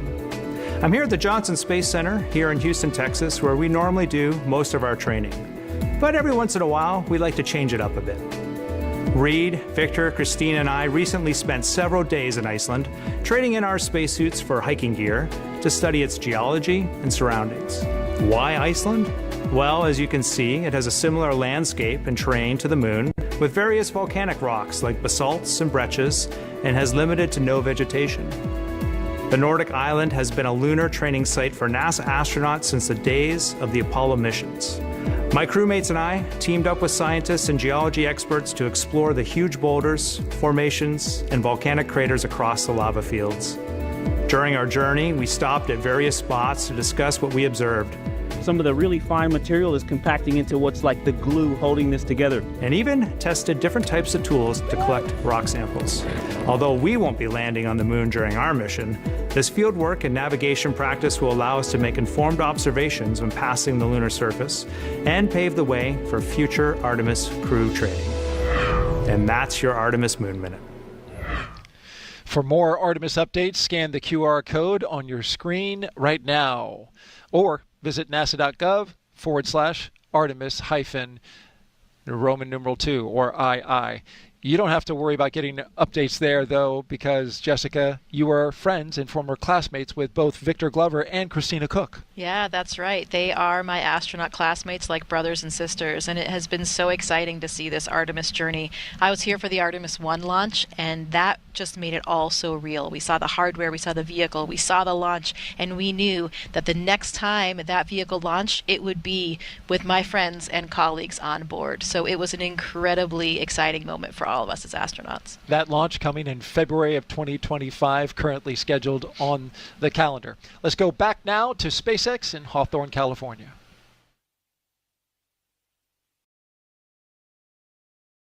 Thanks, Daryl. As we continue to count down, let's take a closer look at the vehicles that will be taking Crew 10 to the International Space Station today. Falcon 9 is a two-stage rocket developed and manufactured by SpaceX, known for its safe, reliable, and cost-effective access to space. It's also the first orbital-class rocket capable of reflight. And sitting at the top of Falcon 9, Dragon and its trunk stand over 26 feet tall. There are 2 windows on the spacecraft, plus one underneath the nose cone. The nose cone opens shortly after launch to expose the forward bulkhead thrusters and docking mechanism that will connect with the space station. Dragon's trunk holds solar cells, which power Dragon while it's in free flight, and the trunk can also carry unpressurized cargo. Now, Dragon has played a significant role in advancing our future in space by safely transporting crew to and from the space station. There are currently 4 Dragon spacecraft supporting human spaceflight missions that have docked to the station. There you can see them on your screen. That is Endeavour, Resilience, Endurance, and Freedom. Now, designed to be the safest spacecraft ever flown, Dragon is capable of carrying up to 7 passengers to and from Earth orbit and beyond. And Dragon has 16 Draco thrusters that can be used in space to help navigate the spacecraft to its destination, each providing 90 pounds of force. That doesn't include the 8 Super Draco thrusters used for an abort, which are no longer active once the crew is in orbit. Dragon has flown 49 times with 15 human spaceflight missions since 2020, when Dragon became the first private spacecraft to take humans to the International Space Station. In that time, Dragon has flown over 1,000 experiments to space and 56 crew members representing 14 different countries. Dragon has proven to be a versatile spacecraft. It can autonomously dock to the space station when outfitted with the International Space Station docking adapter, as it is for today's flight. When it's not going to the space station and in free-flyer mode, the docking adapter can be swapped out for a cupola. Another option that we have is the Skywalker hardware, which supports extravehicular activities as the crew used during the Polaris Dawn mission. Now, continuing down the vehicle, we do have the second stage. The second stage is powered by a single Merlin vacuum engine, or MVAC engine, which is optimized to perform in the vacuum of space. After stage separation, the MVAC will ignite and carry Dragon to its target orbit. Now, the Falcon 9's first and second stages are connected by the black inner stage, which houses the MVAC engine and the system that decouples the two stages during stage separation. And below that is the first stage. Stage 2 LOX load has started. Good call out. Stage 2 LOX loading has begun. Below that is the first stage, which is powered by 9 Merlin engines. These 9 Merlin engines provide the initial thrust to lift. Dragon SpaceX reporting that we continue to track no issues with Dragon or Falcon proceeding to launch. SpaceX Dragon, copy. Great news, just calling out that we're tracking no issues. These 9 Merlin engines provide the initial thrust to lift Falcon 9 off of the ground through the lower, thicker parts of the Earth's atmosphere. Now, each of these Merlin 1D engines delivers about 190,000 pounds of thrust at sea level, which gives Falcon 9 a combined 1.7 million pounds of thrust. And after stage separation, stage 1 will return to Earth for recovery and reuse on a future mission using a combination of the Merlin sea level engines and the 4 titanium grid fins located near the top of the booster, which will guide it during its re-entry and landing. The Falcon 9 first stage is also equipped with 4 landing legs that deploy and allow for vertical landing on a drone ship or landing pad. Now, today we will be attempting to return the booster to land at landing zone 1. The second stage will power Dragon into its initial low Earth orbit before separating, leaving Dragon to continue its journey to the space station using its own thrusters. About 40 seconds after separation, Dragon's nose cone deploy sequence will begin, exposing the guidance navigation controls that help Dragon autonomously fly to the space station. With T0 coming up in just under 15 minutes, our teams are doing a series of system checks to ensure Dragon and Falcon 9 are ready to go. And we are still looking good for an on-time launch today. Both Dragon and Falcon 9 continue to be healthy. As we continue to listen and watch the countdown, our teams are preparing the vehicle for flight. Propellant loading of both RP-1 and liquid oxygen began at T-minus 35 minutes. And we also heard the call a few minutes ago that the launch escape system is armed. The launch escape system is designed to propel Dragon away from Falcon 9 in the event of an emergency during launch. Now, the range, which is monitoring the keep-out zones among other key flight requirements, also continues to report no issues, and they are go to support today's launch. And weather also continues to look good. You can see it there on your screen, clear skies, and we are still tracking a roughly less than 5% chance of violation at our target liftoff time of 7:03 p.m. Eastern, 4:03 p.m. Pacific. And as you heard earlier, we're continuing to be optimistic that we're going to maintain these good conditions into launch. And as a reminder, today we have an instantaneous launch window driven by our planned rendezvous point, the point at which Dragon and station will meet in orbit. The station is orbiting the Earth at more than 17,000 miles per hour, and Dragon needs to catch up. That means we have to deliver Dragon to the correct orbit by timing its trajectory relative to the orbiting laboratory so that they are in the same place in orbit at the same time. So precise liftoff time is crucial for hitting that rendezvous point. And at this point, if we hear a hold for any reason, we would have to stand down and target our backup launch opportunity, which is Saturday, March 15th at 6:41 p.m. Eastern, 3:41 p.m. Pacific. But again, everything and all the systems continue to be go. And for now, we're going to go ahead and turn it over to Gary at the Johnson Space Center for a quick status update from Houston. Hey, thank you, Anna. Back here in the International Space Station Flight Control Room at NASA's Johnson Space Center in Houston, teams continue to work around the clock to monitor activities aboard the orbital outpost. Leading the teams inside the room is Flight Director T.J. Creamer. The team in Mission Control Houston, the team in Hawthorne, and the astronauts aboard the space station will track the autonomous docking of Dragon Endurance when they enter joint operations. This will happen when the spacecraft enters the approach ellipsoid, the invisible boundary stretching 4 by 2 by 2 kilometers that helps us monitor all arriving and departing spacecraft, is essentially the neighborhood of the space station. Once docked, crew members in both Dragon and aboard the station will perform a series of leak checks, then work to open the spacecraft's hatch for Crew 10 to float into the station and begin their stay. We anticipate that the hatch will be opened about an hour and a half after the docking. When they enter the orbital outpost, Crew 10 will be greeted by the rest of their Expedition 72 crew and will come together for opening remarks. That's all from us here in Mission Control as the anticipation continues to build for launch in under 20 minutes. How's it looking on the Space Coast, Daryl? We're looking great, Gary. Looking fantastic. We've got fantastic weather, 95% go. You see the beautiful shot outside of the pad there, the rocket and the spacecraft. When it launches today, the crew aboard the ISS, the destination for today's launch, will be about 260 miles over top of the west coast of Australia, so too far to see the launch. It's nice to see a rocket go off when you're on the ISS, but unfortunately it won't be the case this time. Oh, yeah. It is a wonderful thing to see when your crewmates are heading towards you. I remember a photograph that Christina Cook took of my Soyuz approaching the station, and one of these incredible opportunities that you could see the outline of the trajectory of the Soyuz as it approached, and it's such a beautiful image. It's a shame they won't be able to see it, but they will be so excited to have their crewmates come on board. And we're about to hear from the crew here before launch. We'll hear from them after launch. It'll be special. They have some important things to say. Oh, absolutely. I am very excited to hear these final thoughts coming from the entire crew right before launch. Okay. All right. With that, we'll send it back to SpaceX in Hawthorne, California.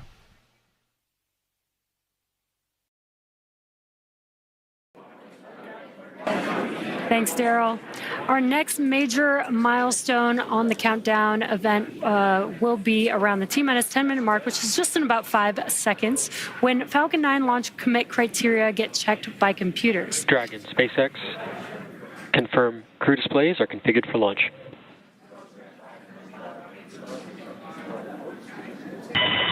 SpaceX Dragon, displays are configured for launch. And with that, this is the pilot, Nicole Ayers.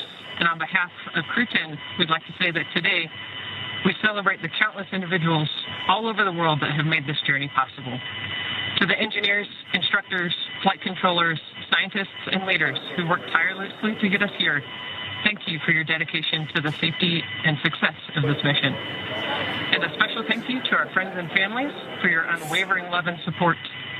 This mission is a testament of what humans can achieve when we work together. Go Crew 10!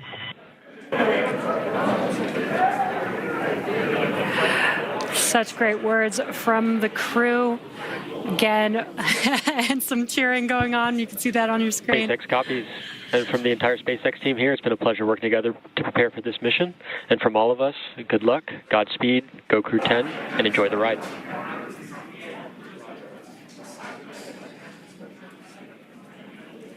Great comms. That was from our core here in Hawthorne in Mission Control. Now, there are many systems in place to ensure that the rocket and the crew are both safe leading up to liftoff and during flight. And now that we are in terminal count, our teams are performing those final checks before launch. And coming up here in just a few minutes, we will start having that stage 1 engine chill start. And now we're just over 8 minutes away from launch. Again, today's ride to orbit will be about 9 minutes, which is from the time of liftoff to second stage cutoff. And then Dragon in the second stage will continue to coast for a few minutes after that prior to separation. You'll hear some performance calls along the way as we get into the final countdown and then after liftoff. And these are SpaceX flight controllers reporting on trajectory, speed, booster performance, and other key milestones.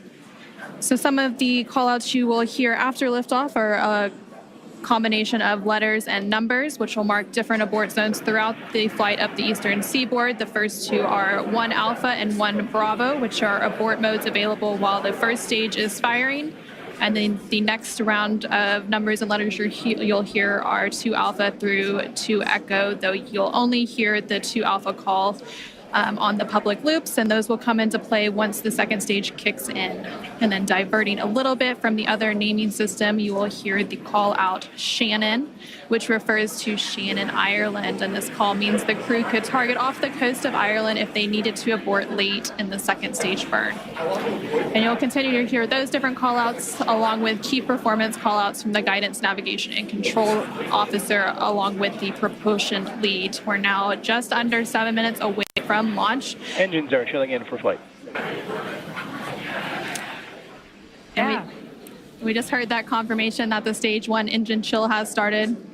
Yeah, exactly. That call out is because we are flowing a little bit of liquid oxygen into the engines. That's to help prepare the vehicle or the engines for the full flow of liquid oxygen into the engines. That makes sure that we don't shock the system at that full flow. Now we are still loading. At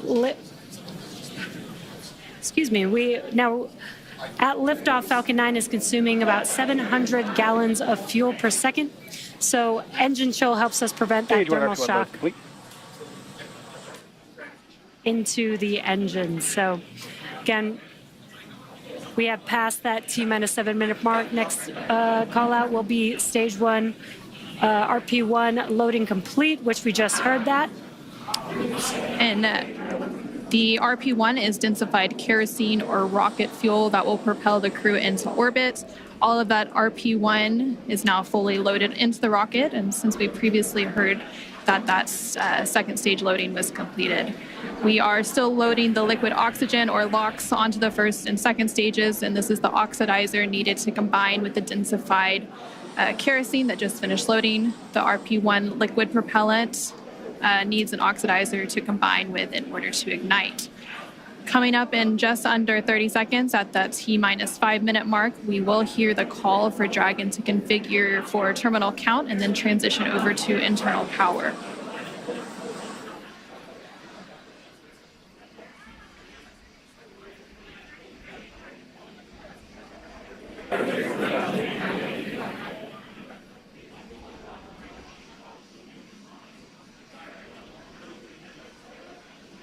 Tanks are pressing for strong back retract. Dragon is in configure for terminal count. And there we just heard that call out for terminal count. So now Dragon onboard computers will take control of the spacecraft. And we also heard that the propellant tanks on Falcon 9 are getting ready to pressurize, adding some additional structural support to the rocket as we get ready for that strong back to retract. And that strong back provides access to Falcon 9's fueling lines. Has started. That strong back lower has now started, and again, that strong back provides access to Falcon 9's fueling lines and umbilicals for both propellant load and the different gases being loaded on board. And what you should see on your screen is there's those clamp arms that are around the second stage just below Dragon. They're going to open up, and once they're fully open, then that strong back or the TE can begin to recline away from the vehicle. Now, initially, we are going to recline that TE just about 2 degrees away from the vehicle, and then we will fully move the TE about 45 degrees away up at T0. And they're maybe a little hard to see on your screen, but the clamp arms are opening up there. There's a better view. Looks like the clamp arms are now fully open, so that TE will begin to move away from the vehicle. Very slow and slight, but just enough to get two degrees away from the vehicle. And then coming up in less than 30 seconds at the T-3 minute mark, the first stage liquid oxygen or LOX load will complete. And we'll continue to check through a couple more fueling milestones, including one around the T-2 minute mark before flight, where we'll hear liquid oxygen loading is complete on the second stage. And now you see all of those white clouds on your screen. Those are clouds of vapor, and they're completely normal, and we'll see them continue to build up as we get closer to launch. This is because liquid oxygen is super chilled, so a little of it will boil off in the warmer Florida air.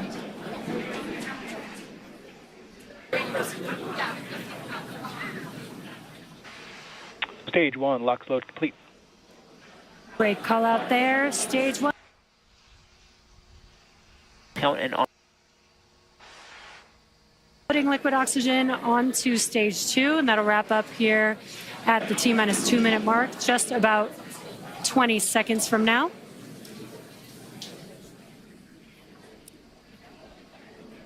And once we finish propellant loading, that will mean that 1 million pounds of RP1 and liquid oxygen will be loaded onto Falcon 9 here, just under 10 seconds.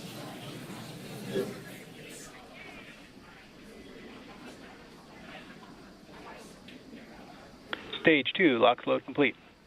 We just heard confirmation that the stage 2 liquid oxygen loading is now complete. We are under 2 minutes away from launch. Gas closeout has also begun. So we're now isolating all of the feed lines for the different gas systems from the Falcon 9 rocket. And those gases will then get vented overboard through umbilicals and the strong back. And you just heard that call out that Dragon is an Ground gas aisle. closeouts, expect loud venting. Well, you can hear that venting now.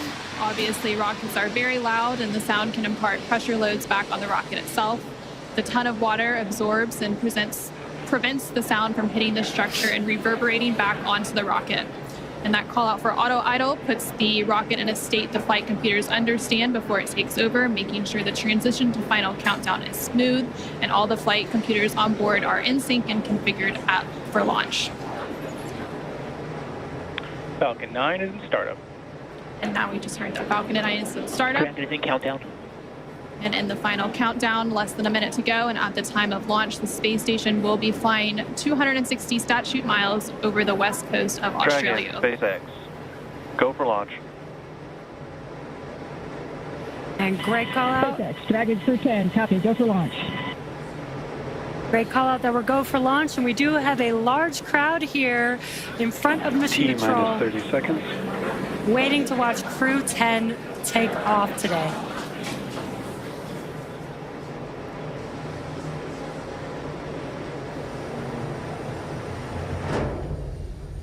T-minus 15.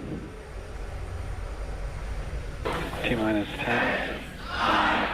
8, 7, 6, 5, 4, 3, 2, 1. Ignition and liftoff. Go SpaceX, go NASA Crew 10. Copy, 1 Alpha. And liftoff of Crew 10 now Vehicles pitching downrange. Space Station. 1.7 million pounds of thrust now propelling Falcon 9 and Crew 10. And we're continuing to get good call-outs on the first stage performance so far.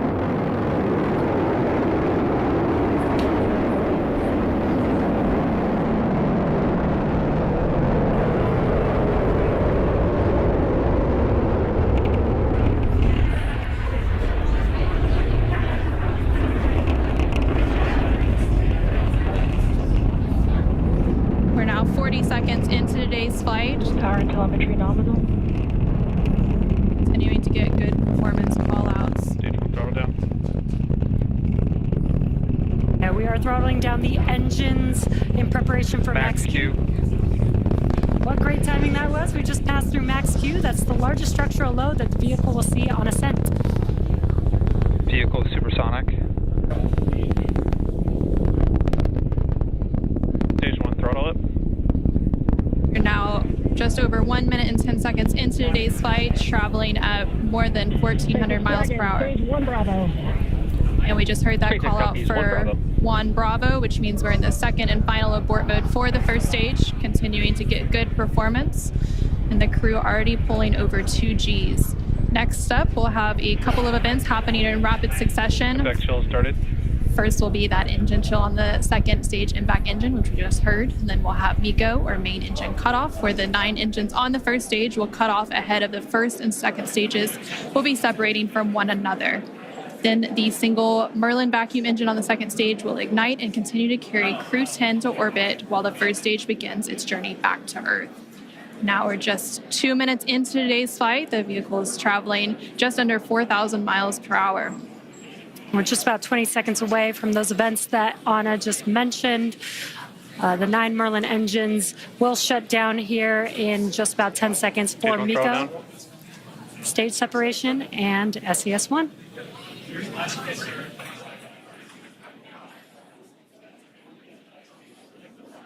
Main engine cutoff.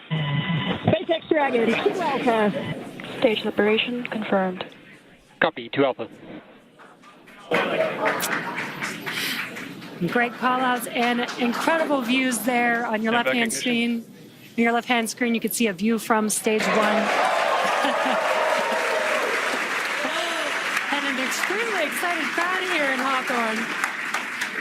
Awesome views of that boost back burn on the first stage, as well as the MVAC engine igniting on the second stage. Great view.